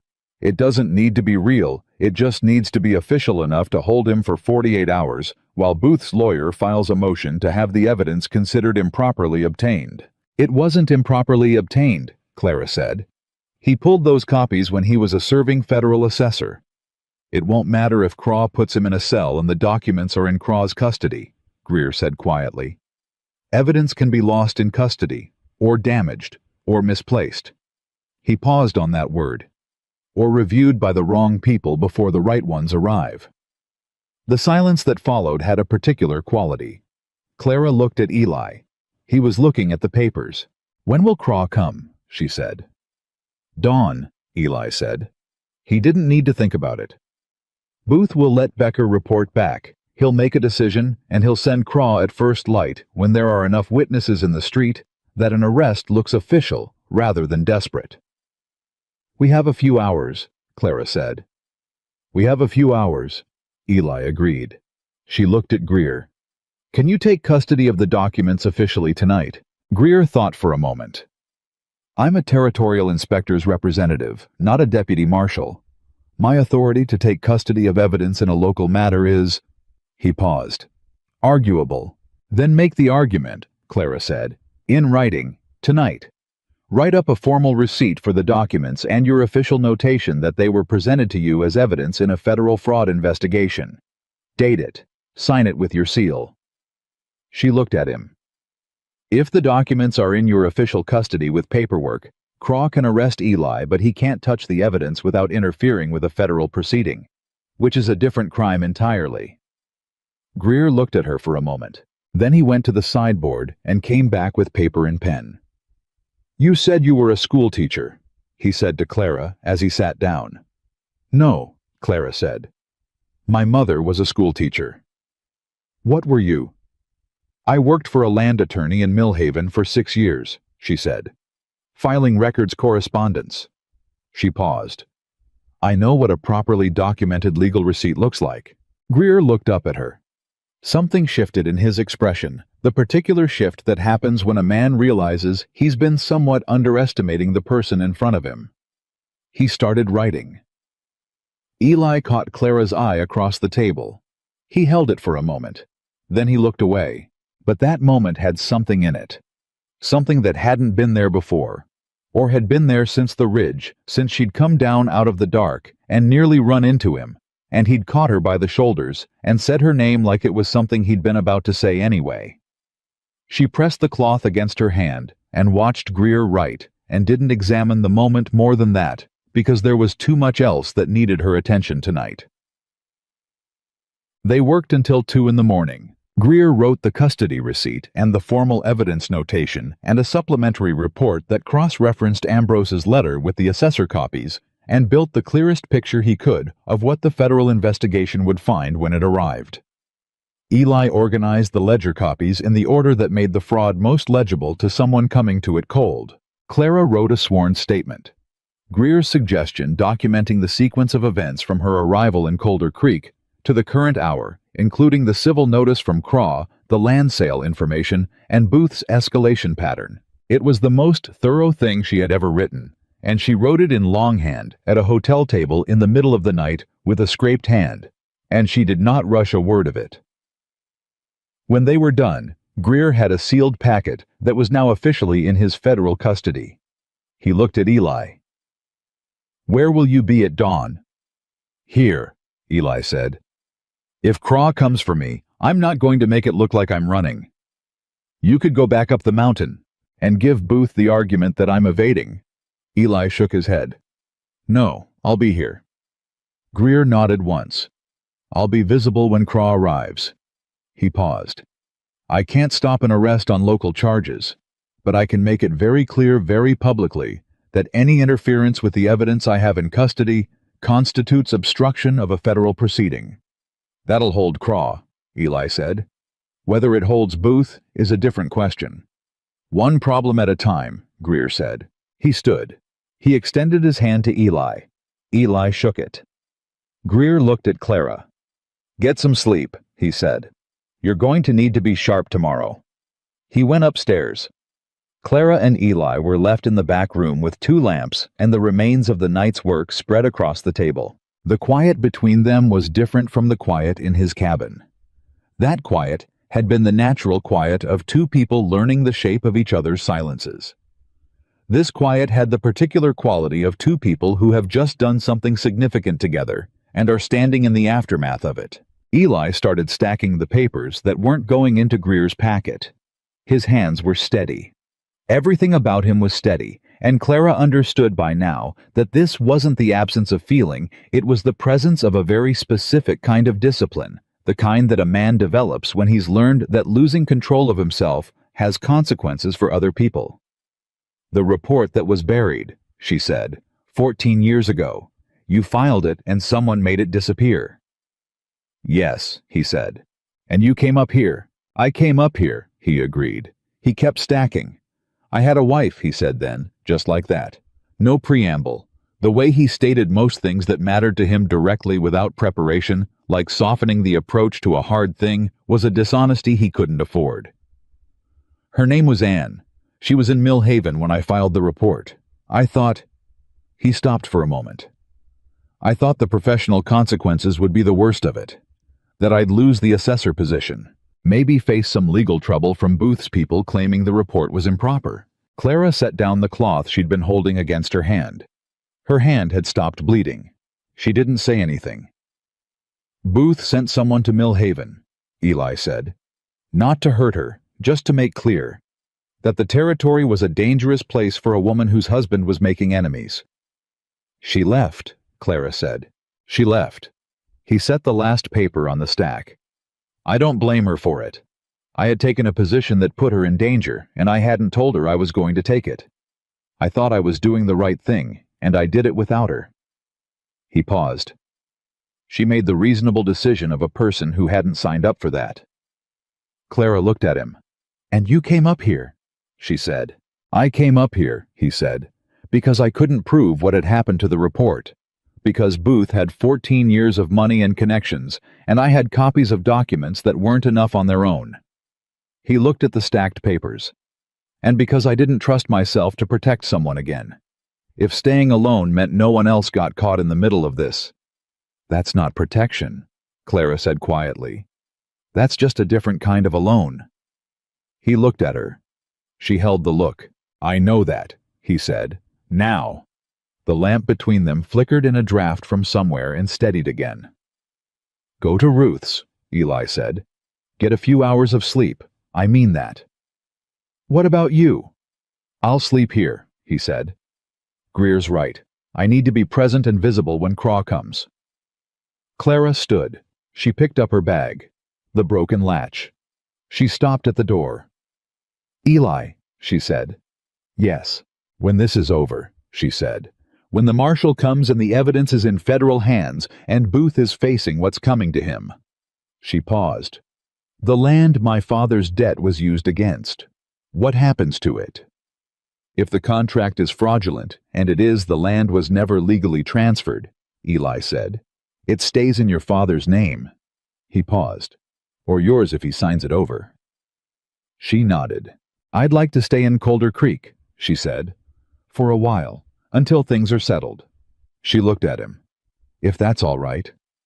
He held her gaze for a moment. "It's all right," he said. She went out into the dark and walked back to Ruth's. Dawn came the way it always did, and Craw came with it. He had 2 deputies and an official expression and a paper that he held in front of him like a shield. Told Clara, watching from Ruth's front window, everything she needed to know about how confident he was in what he was doing. Greer was on the hotel steps. He hadn't gone to bed either. Or if he had, it hadn't been for long because he was pressed and formal, and had his coat buttoned and his official credentials visible at his breast pocket. And when Craw came up the road, Greer came down the hotel steps to meet him on the street level. The town was not yet fully awake, but it was waking up. People appeared in doorways, stopped on the road. The particular human gravity of something official happening in a public place pulled them in. Ruth came to stand behind Clara at the window. "Here we go," Ruth said quietly. Craw stopped in front of Greer. He said something. Greer responded. Clara couldn't hear it from here, but she could read the shape of it. Craw presenting his arrest authority. Greer making the argument she'd constructed with him the night before. Greer stepped aside. Eli came out of the hotel. He came out without being brought out. He walked through the hotel door and down the steps, and he stood on the road in front of Craw and his deputies, with his hands at his sides, and his face giving back nothing that the morning hadn't put there. Craw spoke to him. Eli said something short. Craw reached forward and took him by the arm, and Eli led him, which was the right decision, and also cost something to watch. Clara could tell that from across the street, could see it in the way Eli stood, while it happened, the absolute stillness of a man exercising enormous control. They walked him toward the jail at the end of the street. Greer followed. He was talking the entire time formally, continuously making the argument on the public record, making sure that every person in that street who could hear him understood that the man being walked to the jail was a federal witness whose evidence was in federal custody, and that any interference with that evidence or that witness was, the word obstruction carried across the morning air clearly. People heard it. Clara saw them hear it. She went to get her jacket. She was at the jail within 10 minutes. Greer was outside. He turned when she arrived, and she saw in his face something she hadn't expected. Not distress exactly, but the look of a man who has just learned something and is recalibrating. "What?" she said. "The charge," Greer said. "It's not obstruction. It's not trespassing." "What is it?" "Fraud," Greer said. She stared at him. "Craw is charging Eli with filing a fraudulent assessor report 14 years ago," Greer said. "Booth is claiming that the ledger copies are forgeries, that Eli created them after the fact to frame Booth, that the original assessor report was dismissed because it was found to be falsified." The world shifted slightly. Clara made herself stand still in it. "That's—" She stopped. "It's the mirror," Greer said. "He's taken Eli's evidence and reflected it back as the crime. If it gets any traction at all, if Craw can hold Eli long enough on that charge for Booth to file the motion." "Ambrose," Clara said. "Ambrose Yates was there when the original report was filed. He's a county clerk. He's an official witness to the fact that the report existed and was dismissed without cause. Ambrose is in the county seat. Can you get a message to him tonight? Fast." "Faster than a rider," Greer said. "If the telegraph operator—" He stopped. "Booth sent Craw's deputy to the telegraph office yesterday." "To stop you from sending," Clara said. "Not to stop the operator from receiving." She looked at him. "The operator is a man named Sully. Ruth knows him. He's been the operator here for 11 years, and Booth has tried to buy him twice and failed both times." Greer looked at her. "You know this, how?" "Ruth told me this morning while you were outside," Clara said. "She tells me things she thinks I'll need." Something moved through Greer's expression, a recognition. "Get to Sully," he said. "Tell him to send to Ambrose directly. Tell Ambrose what Booth is claiming, and ask him to telegraph back a sworn statement of what he witnessed when the report was filed." He paused. "If that comes through on the official telegraph record, it's documented in federal communication logs. Booth can't touch it." Clara was already moving. She went to Ruth first. 30 seconds explained what was needed, and Ruth went to Sully, while Clara went back to the jail, because she had something else to do, and she needed to do it before she lost her nerve or her momentum, and on this particular morning, she could not afford to lose either. She walked into the jail. Craw was at his desk. He looked at her the way a man looks at a complication he's been expecting and is tired of. "I want to speak to Eli Danner," she said. "He's in custody." "He has not been charged with a violent crime," Clara said. "He has the right to receive visitors. That's territorial law. Sheriff, and I suspect even you know it." Craw's jaw moved. He stood. He walked her to the back. Eli was in the second cell. He was sitting on the bench with his forearms on his knees, and when Clara came to the bars, he looked up, and the first thing she saw in his face was not worry. It was the calculation of a man working the problem. Good, she thought. Stay in that. She spoke low and fast through the bars. She told him about the fraud charge, about the mirror strategy, about Ambrose and Sully, and the telegraph. She told him everything in 2 minutes and 40 seconds, which was the amount of time she estimated Craw would give her before he came back. Eli listened without interrupting. When she finished, he said, "The original report. Ambrose saw it filed. But there's someone else who saw it." "Who?" "A man named Treese," Eli said. "He was the senior assessor at the time. He countersigned the report before it was submitted." He looked at her steadily. "I don't know where Treese is now, but if he's findable—" "2 witnesses," Clara said. "2 witnesses who saw the original report submitted." "Booth can attack 1 witness," Eli said. 2 is harder." He paused. "Ambrose would know where Treese went." "I'll tell Greer," she said. Craw's boots on the floor behind her. "Time's up," Craw said. Clara looked at Eli through the bars. He looked back at her. "Clara," he said. "I know," she said. "I'm going." She turned. She walked past Craw without looking at him and out through the front door and into the morning. The telegram from Ambrose arrived at 3 in the afternoon. Sully brought it to Greer personally, walking across the street from the telegraph office with the paper in his hand and the expression of a man who is doing something quiet and important and knows it. Clara was with Greer when it arrived. They read it together. Ambrose had written it the way the best clerks write sworn statements, concise, specific, every date and document reference precise. "I, Ambrose Yates, County Clerk, do hereby attest that on September 14, 1868, I received and logged Assessor's Report, number 114-A, authored by Federal Land Assessor Elias Danner, countersigned by Senior Assessor Warren Treese. Said report was officially entered in the county record. On September 21, 1868, said report was removed from the county record by order of Regional Director Caleb Morrow, without cause stated. Director Morrow resigned his position 11 days later. Warren Treese now resides in Fort Bridger, currently employed as surveyor for the Territorial Land Office." Greer read it twice. He looked at Clara. "Morrow," he said. "Do you know him?" "I know of him," Greer said. "He went into private land consulting after he resigned." He paused. "He consults for Harlan Booth." Clara felt the full architecture of it settle into place at once. Booth hadn't just buried the report. He'd had the regional director of the assessor's office in his pocket for at least 14 years. Morrow had suppressed the report on Booth's order. That was why Eli had never been able to prove the burial, because the man who did it had the authority to make it look like procedure. "Morrow," she said. "Is he in the territory?" "I don't know," Greer said. "But if he is—" He stopped. "He's the connection," Clara said, "between Booth and the federal office. If you can establish that Morrow acted on Booth's direction." "It's not fraud anymore," Greer said. "It's conspiracy to obstruct federal process."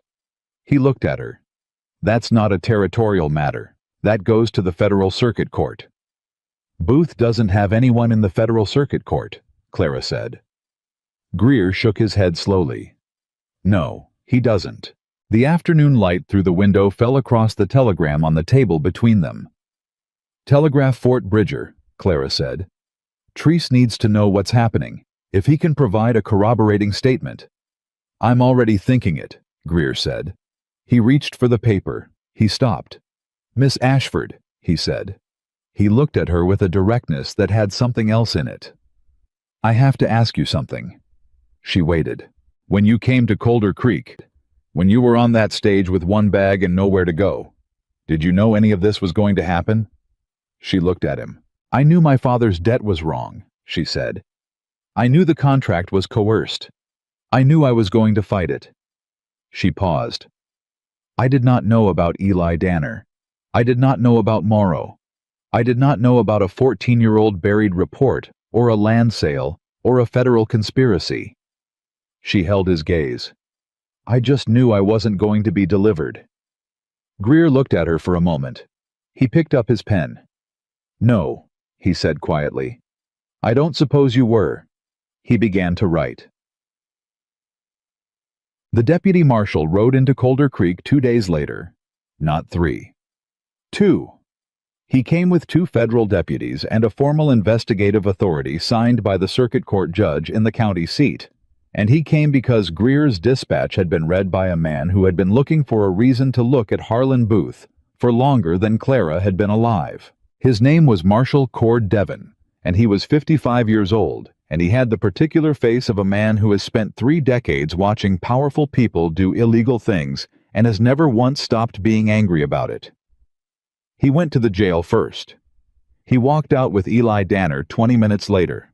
Eli came out into the afternoon light, and he stood on the road, and he didn't do anything dramatic.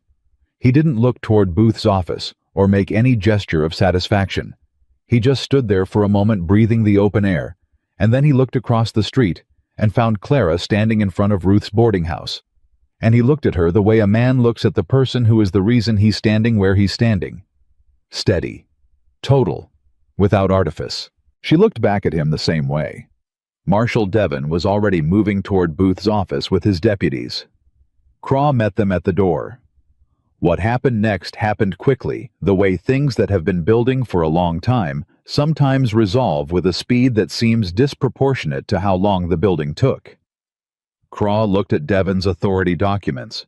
He looked at the federal deputies. He stepped aside. 20 years of Harlan Booth's certainty that the sheriff's badge in this town was his to direct, and the man wearing it stepped aside in under 10 seconds when federal authority showed up and made the actual weight of the law clear. Booth came out of his office under his own power, which Devon had allowed, because Devon was that kind of marshal, the kind who extends the dignity of a man's last moments of freedom, because taking it away afterward is enough without adding humiliation to it. Booth walked out into the afternoon light, and he looked down the street, and he saw Clara. He looked at her for a long moment. She didn't look away. She held his gaze, and she thought about her father in the house in Millhaven, and Margaret Howell, who had been a schoolteacher and had left the territory, and the woman before her, and whoever had come before that, all the people who hadn't had enough ground under them to fight. Booth looked at her. Then he looked away. The deputies walked him toward the federal staging area. Walt was standing next to Clara. He had appeared at some point in the last few minutes, the way Walt appeared when things mattered quietly without announcement present. 20 years, he said. Yes, Clara said. He was quiet for a moment. You've been here 9 days, he said. Clara looked at him. 10, she said. Walt made a sound that wasn't quite a laugh, the sound of a man releasing something he'd been holding for a long time. 10, he agreed. Eli walked across the street. He walked across to where Clara was standing, and he stopped in front of her, and the afternoon light was doing what mountain summer afternoon light does, settling warm and heavy on everything, and he looked at her with those dark, careful eyes that gave back less than they held. The land sale, she said. Devon will freeze it. First thing he'll do, Eli said. The parcel can't transfer while a fraud investigation is open on the foundational documents. And my father's contract, null, Eli said.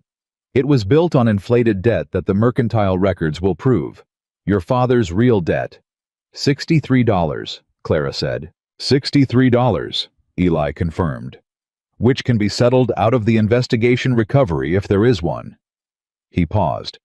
His house isn't going anywhere. She breathed. It was the first time in 10 days that she had breathed with nothing immediately following it. Just breathed. Walt excused himself with the particular grace of a man who understands when two people need the space around them to be smaller, and he went off toward the hotel. Clara and Eli stood on the road. "What happens now?" she said. "For you." Eli was quiet for a moment. "Devin will need my testimony.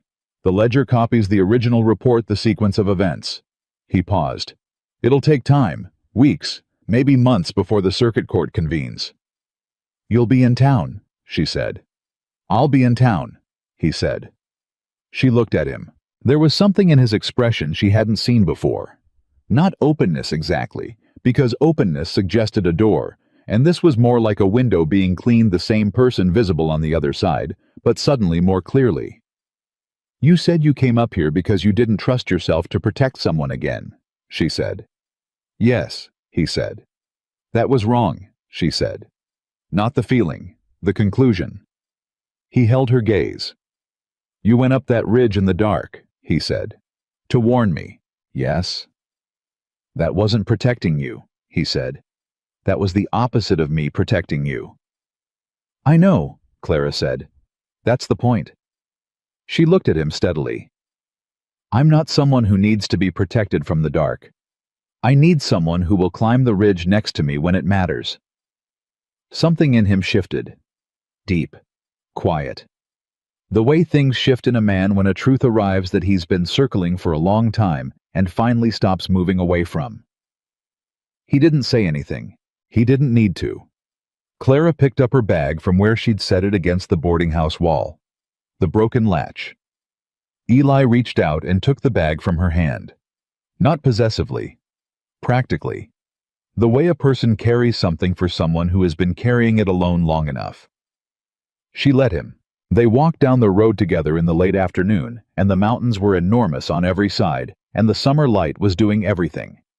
Summer light in mountain country knows how to do, and Colder Creek was settling back into whatever it was going to become, now that the thing that had been wrong with it for 20 years had just been walked out of it in federal custody.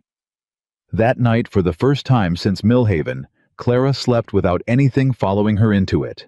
The weeks that followed Booth's arrest were not quiet. Clara had expected some version of quiet. The relief of a thing resolved the gradual settling of tension, the way heat leaves a room slowly after the fire goes out. What she got instead was the sustained, complicated work of aftermath, which turned out to be its own kind of battle, fought on different terrain, with different weapons, but requiring just as much from her as the first 10 days had. Marshal Devin stayed in Colder Creek for 6 days. He interviewed everyone. Clara, Eli, Walt, Greer, Ruth, Sully, the telegraph operator. He interviewed Craw, who sat across from him in the hotel back room, and answered questions in the careful way of a man calculating exactly how much cooperation would help him and how much honesty would hurt him.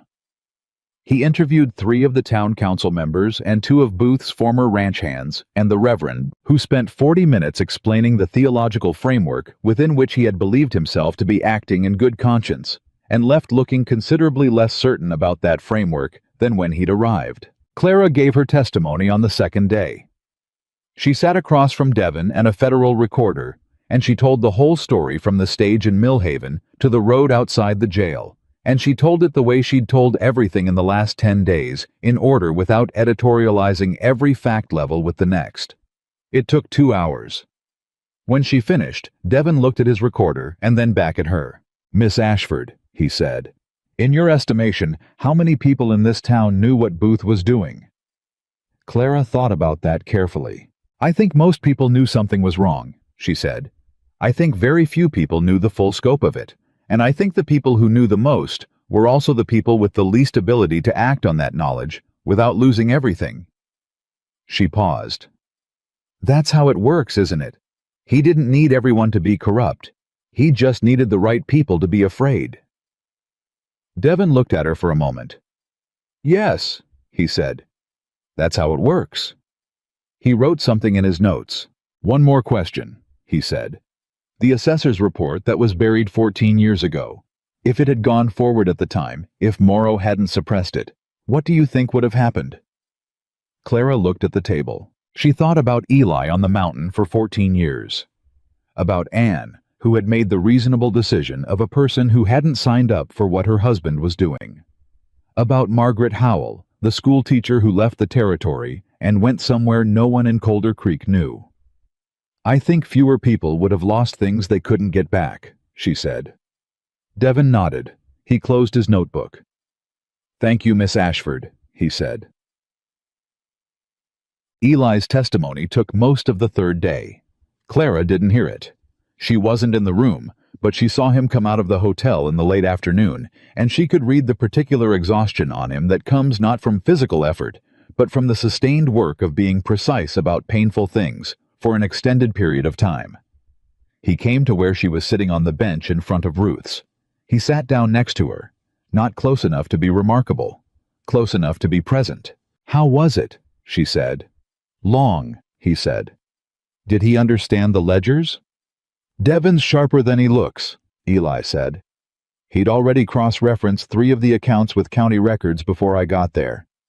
He leaned his forearms on his knees. He asked me about Morrow.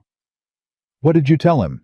Everything I knew, Eli said, which isn't enough to charge Morrow on its own, but combined with Ambrose's telegram and the timing of Morrow's resignation.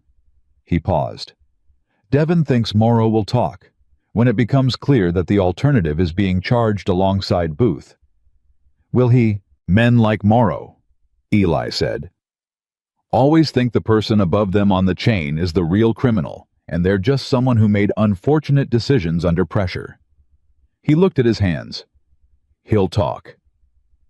Clara watched the road. A woman was crossing it with 2 children hurrying them along, and the children were doing what children always do, finding 3 things to be distracted by for every 2 steps forward. The land, Clara said. Devon said it stays frozen until the circuit court convenes. Yes. And my father's debt is formally disputed pending the investigation.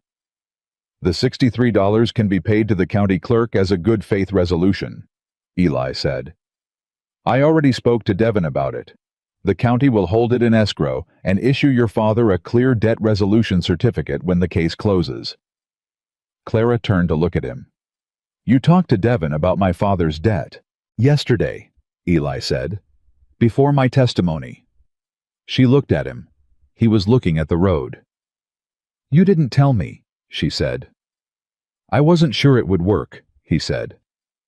I didn't want to tell you something was possible and then have it not be. Clara was quiet for a moment. That, she said, is the most careful thing anyone has ever done for me. He glanced at her, the sideways look of a man who doesn't quite know what to do with that. It's a practical arrangement, he said. Eli, she said. He looked at her. Thank you, she said. He held her gaze for one moment, then he looked back at the road, but his shoulders had changed. Something in them had let go of something. You're welcome, he said. Schwed. The first real twist came on day 4, when Devon received a telegraph from the county seat. He came to find Clara at Ruth's, which told her before he said a word that it was something that involved her specifically, and he handed her the telegraph with the directness of a man who delivers information plainly because he respects the person receiving it enough not to cushion it. She read it. She read it twice. Her father had collapsed, not from Booth's interference, not from any external pressure. His heart, which had been weak for 3 years, had simply done what weak hearts eventually do. Mrs. Hooper had found him that morning and gotten the doctor, and the doctor said he was stable.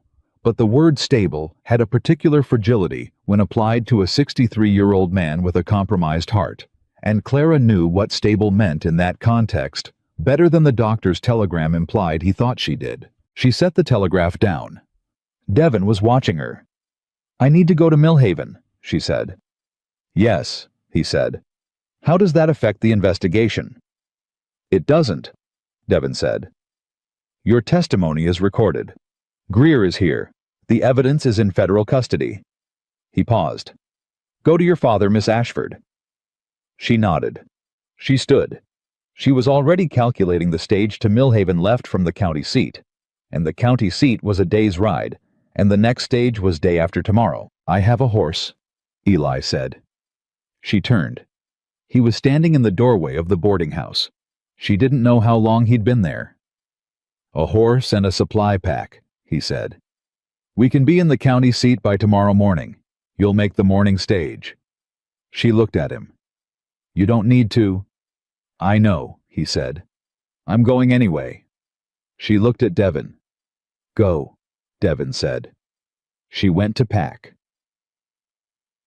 They rode out of Colder Creek an hour later, Eli on his horse, and Clara on the bay mare he'd borrowed from the liveryman who had watched Booth get arrested and apparently decided that cooperating with anyone connected to that outcome was something he was now very willing to do. They rode in the way they did most things together, without unnecessary talk, moving at a pace that covered ground without wearing out the horses, the rhythm of two people who had learned each other's practical vocabulary and didn't need to translate it into conversation anymore. An hour out, Eli said, "Tell me about him." "My father." "Yes." Clara thought about it for a moment. She thought about how to describe a man to someone who hadn't met him, which always required choosing which parts of a person to hand over first. "He was a carpenter," she said. "Good one. He built furniture, mostly chairs, tables, cabinets, things that were meant to last."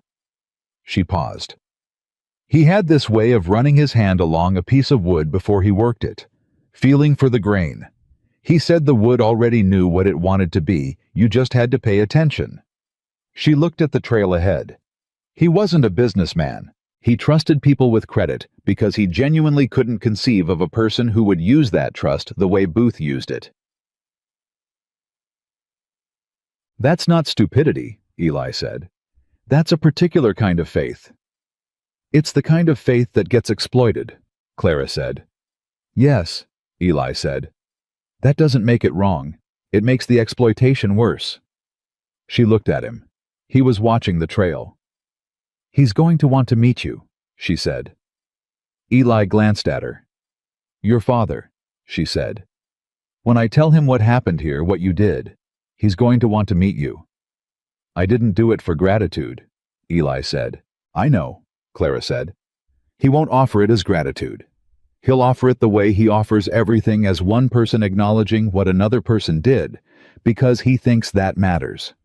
She paused. "It does matter. To him."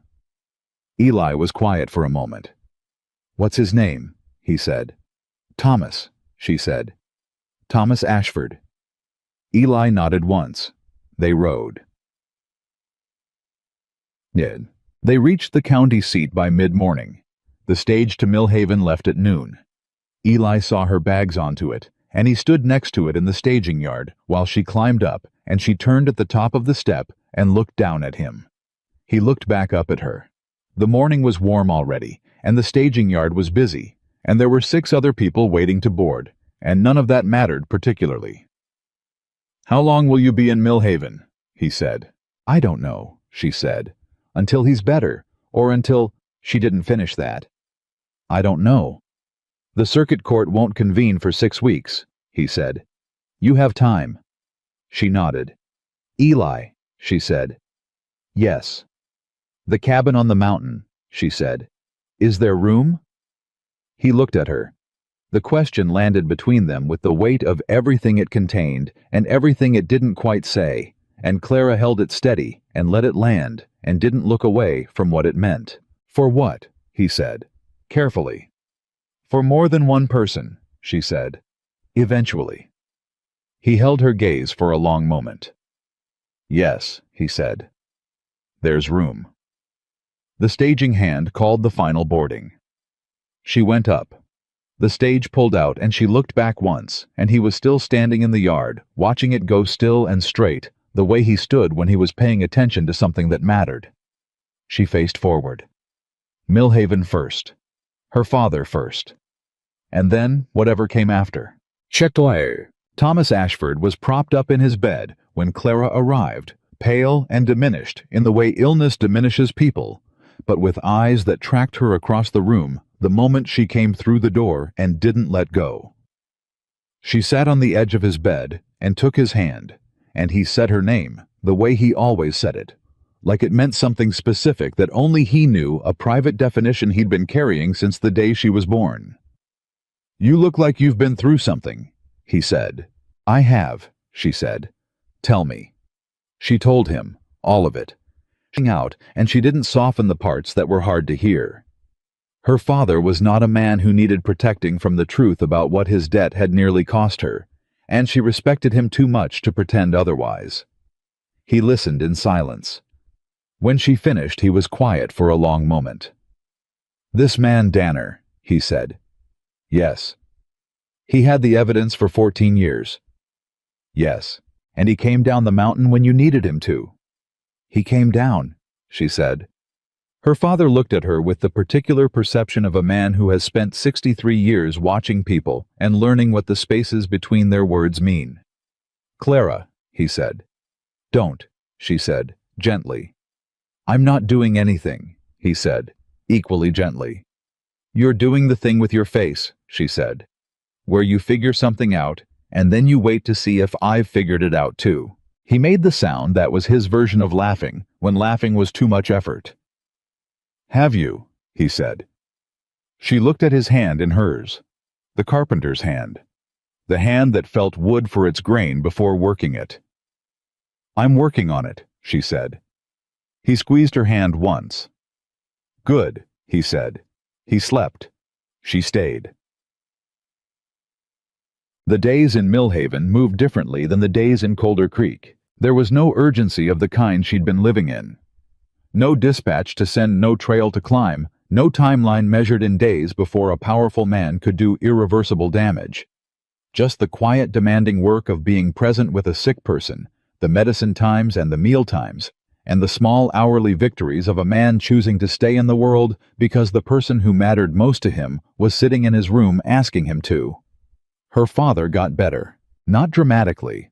Not in the way stories sometimes let people recover sudden clarity, a turning point, a morning when everything changed. He got better. The way old men get better, when they have something to get better for, gradually, stubbornly, one day at a time, complaining the whole way about the medicine and the diet and the amount of time he was required to spend horizontal. Clara was glad for every complaint. A man who complains is a man who's still in the game. On the 5th day, a letter arrived from Colder Creek. It was from Eli. It was short. 3 paragraphs. The first told her that Devon had received a response from Fort Bridger Warren Treese, had provided a written corroborating statement, confirming that the original assessor report had been filed and countersigned, and that its subsequent removal from county records had been the subject of an internal inquiry that was itself then suppressed. The second paragraph told her that Morrow had done exactly what Eli had predicted.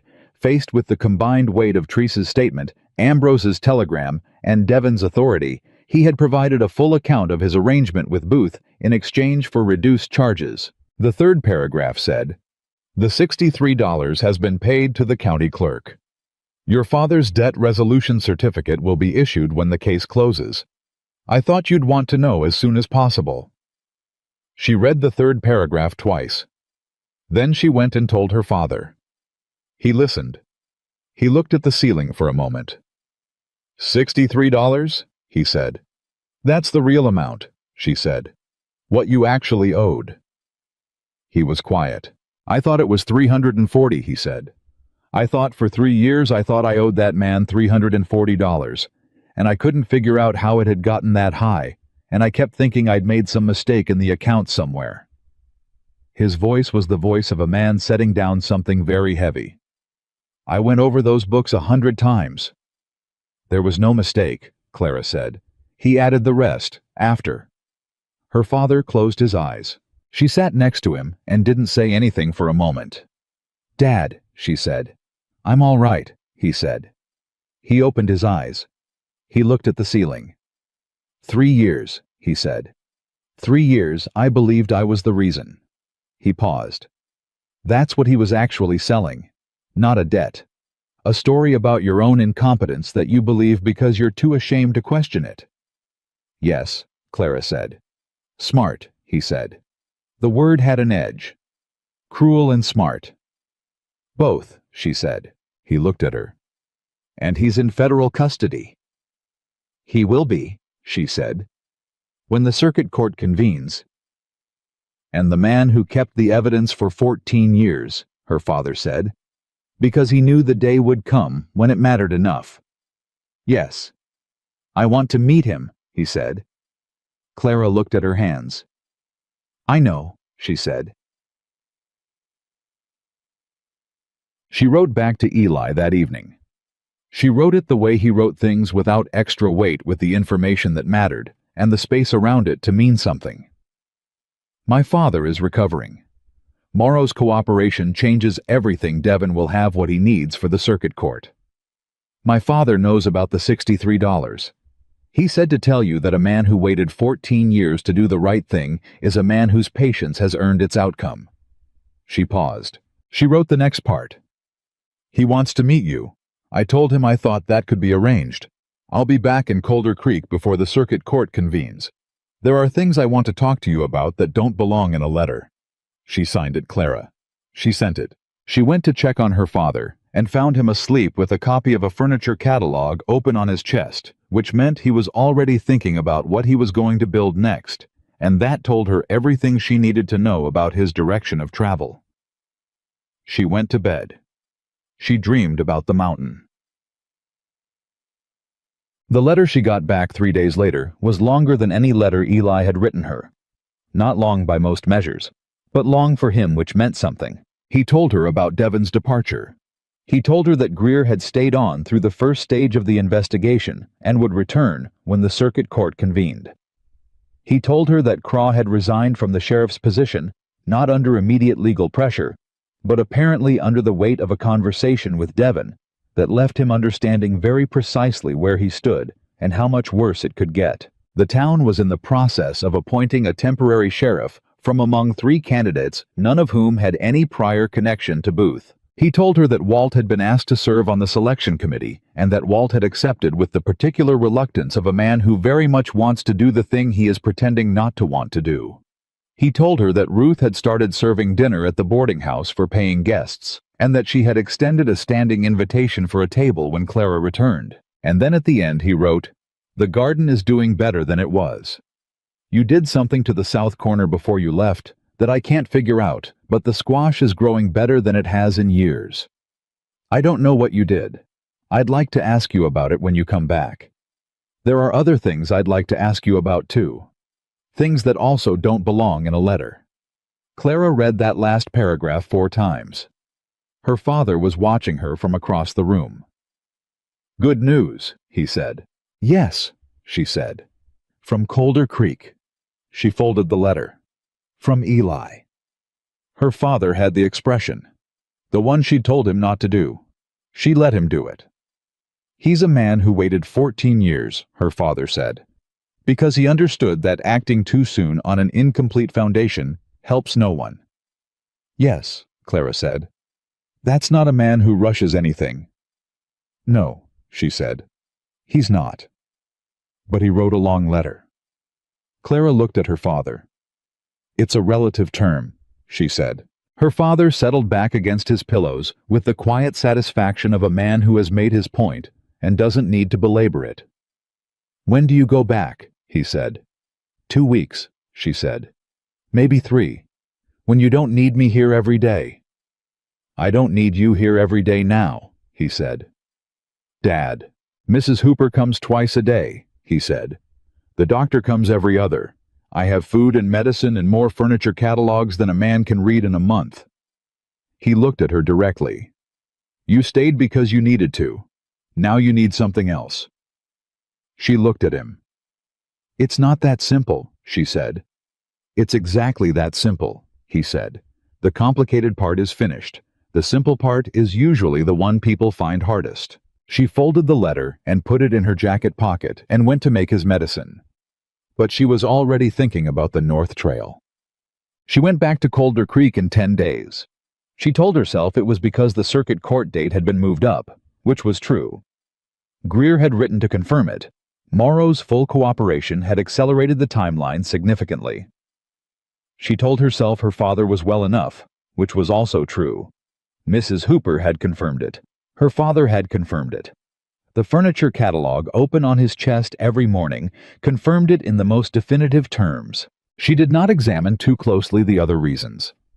She arrived on the afternoon stage on a Thursday in late summer, and Colder Creek looked like the same town she'd left, but felt different. The specific place that has had something removed from it, that had been weighing on it for a long time. A lightness in the way people moved on the street that she couldn't have described precisely, but recognized immediately. Walt was at the stage stop. He was not there to meet the stage generally. He was there to meet her specifically, which she could tell by the way he was standing, the deliberate, unhurried stance of a man who came somewhere on purpose. He tipped his hat. "Miss Ashford," he said. "Walt," she said. "How is he?" Walt almost smiled. "Working," he said. "Been working since Devon left. Fixed the fence along the south property line. Rebuilt the gate on the livery that was for free. Mrs. Galt didn't even ask him. Helped 3 families in the valley with water access questions that Booth had been blocking for years." He paused. "He's been in town every day." "Good," she said. "He's at the hotel right now," Walt said. "Meeting with Greer about the testimony schedule." She picked up her bag. "Then I'll start there." Walt said, "Clara." She stopped. He looked at her with the old eyes and the steady expression and the accumulated weight of 40 years in one place and everything he'd seen from that position. "I've known Eli Danner for 14 years, he said. "Since before he went up that mountain. Since before Anne left. Since before the report was buried." He paused. "I have watched that man carry something for a very long time." Another pause. "He doesn't carry it the same way anymore." Clara looked at him. "No," she said. "He doesn't." Walt nodded once. He stepped back. She walked to the hotel. The door to the back room was open. Greer was at the table with papers in front of him, and Eli was across from him, and they were talking in the quiet, technical way of 2 people working through the logistics of something complicated, and Eli had his back to the door. Greer saw her first.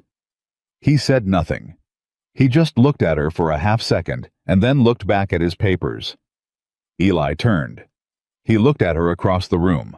Clara stood in the doorway with her bag in her hand and her broken latch held shut by her grip, the same as the day she'd arrived in Colder Creek, and the man across the room was the same man who'd fed her cornbread and dried venison without ceremony, and told her she could sleep in the lean-to while he sent word to Ambrose Yates.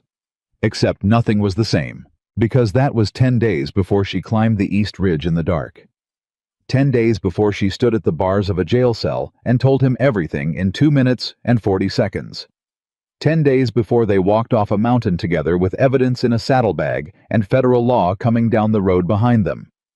10 days before she asked him if there was room in the cabin for more than one person. He looked at her across the room with those dark, careful eyes. "You're back," he said. "I'm back," she said. Greer stood. He picked up his papers with the efficiency of a man who has identified a good reason to be somewhere else. "I'll finish reviewing these tonight," he said to Eli. To Clara, "Miss Ashford, good to have you." He went out through the other door. The room was quiet. Eli stood. He walked toward her and stopped at a distance that was closer than he would have stood 2 weeks ago. The specific distance of a man who has been thinking about something and has come to a decision and is standing in the consequence of it. "Your father," he said. "Better," she said. "Substantially. He'll be careful for a while, but he's going to be all right." "Good," he said. She looked at him. "There were things you said didn't belong in a letter," she said. "Yes," he said. "I have some of those too," she said. He held her gaze. "The cabin," he said. "I've been thinking about what you asked. On the stage step." "So have I," she said. "I don't—" He stopped. Started again the way he did when precision mattered. "I'm not a man who does things halfway. Once I decide something, once I commit to a direction, I don't reverse it." He looked at her steadily. "I want you to know that before you ask me anything. Because what I decide I mean. Clara looked at him. I know, she said. That's why I'm asking. Something in him settled.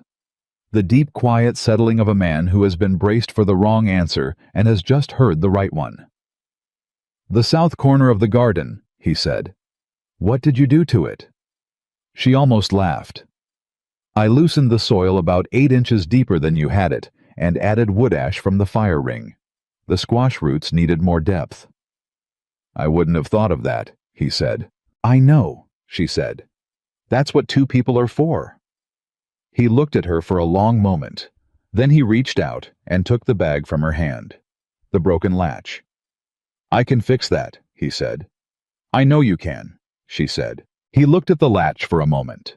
Something in his expression was different from anything she'd seen on him in all the weeks she'd known him open in the way that has nothing to do with doors, just the quality of a man who has stopped bracing and started being present in a way that costs something real.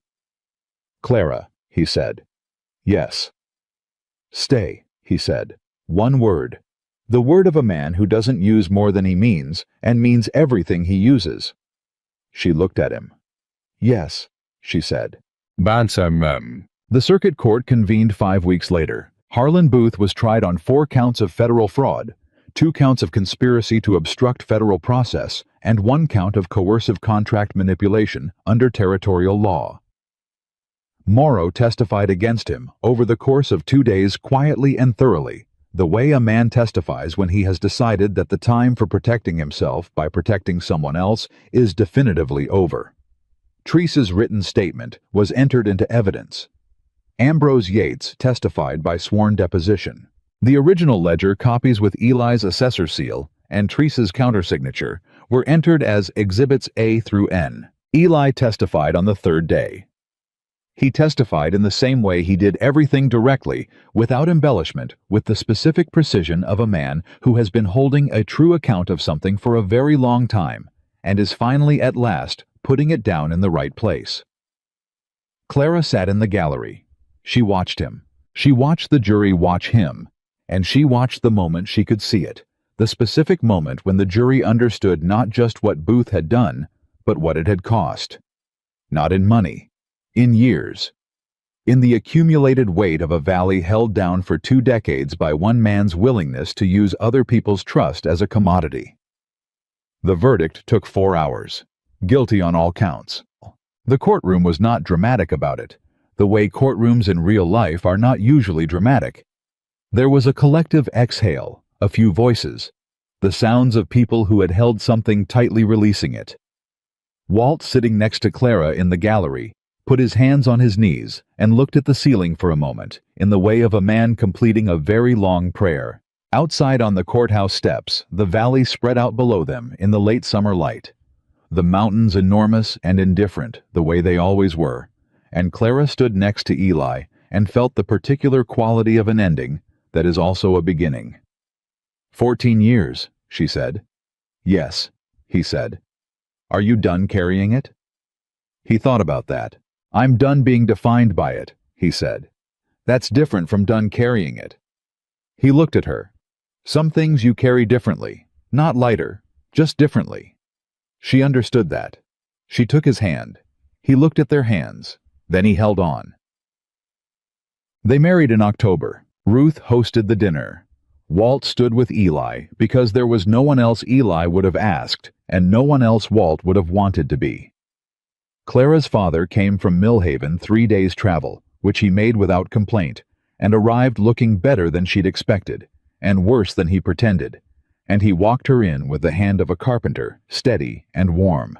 And when he stood next to her in front of the Reverend, not the same Reverend, the new one, who had arrived in September without any prior connection to Booth and seemed genuinely surprised by how interesting a town he'd landed in her father's hand, had the slight tremor of emotion that he would deny until his dying day. Eli stood at the front and watched her come toward him with the expression that she had learned to read by then, the one that looked like nothing to people who didn't know him and meant everything to the people who did. The ceremony was short. The dinner was long. Walt told a story about Eli from 12 years ago that made the table laugh and made Eli look at the ceiling with the patience of a man accepting the terms of friendship. Later, when the dinner was over and the guests had gone and the night had settled over Colder Creek, Clara and Eli sat on the steps of Ruth's boarding house because the North Trail in October was a different matter than in summer, and they would go up in the morning, and the stars over the mountains were doing everything high country stars know how to do. Clara had the journal in her lap, the one she'd had since Millhaven, opened it to the first page she'd written in the night she arrived. I did not come this far to be delivered. Below it, the second line written in the lean-to on the mountain. He didn't ask why I was fighting. He just asked what I needed to fight with. She turned to a blank page at the back. She wrote one more line. It turns out the wilderness is not what you survive. It's what you find in it if you're brave enough to stop running from where it's taking you. She closed the journal. Eli was looking at the mountains. What did you write? He said. The ending, she said. He looked at her. Good ending, he said. She leaned against his shoulder. Yes, she said. The best kind. The mountains held the dark the way they always had, patient, enormous, indifferent to the small, bright human things happening at their feet. But Eli Danner was no longer one of those things happening alone, and Clara Ashford had not been delivered to anyone. She had arrived, and she had chosen where she stayed. That was the whole of it. That was enough. That was everything.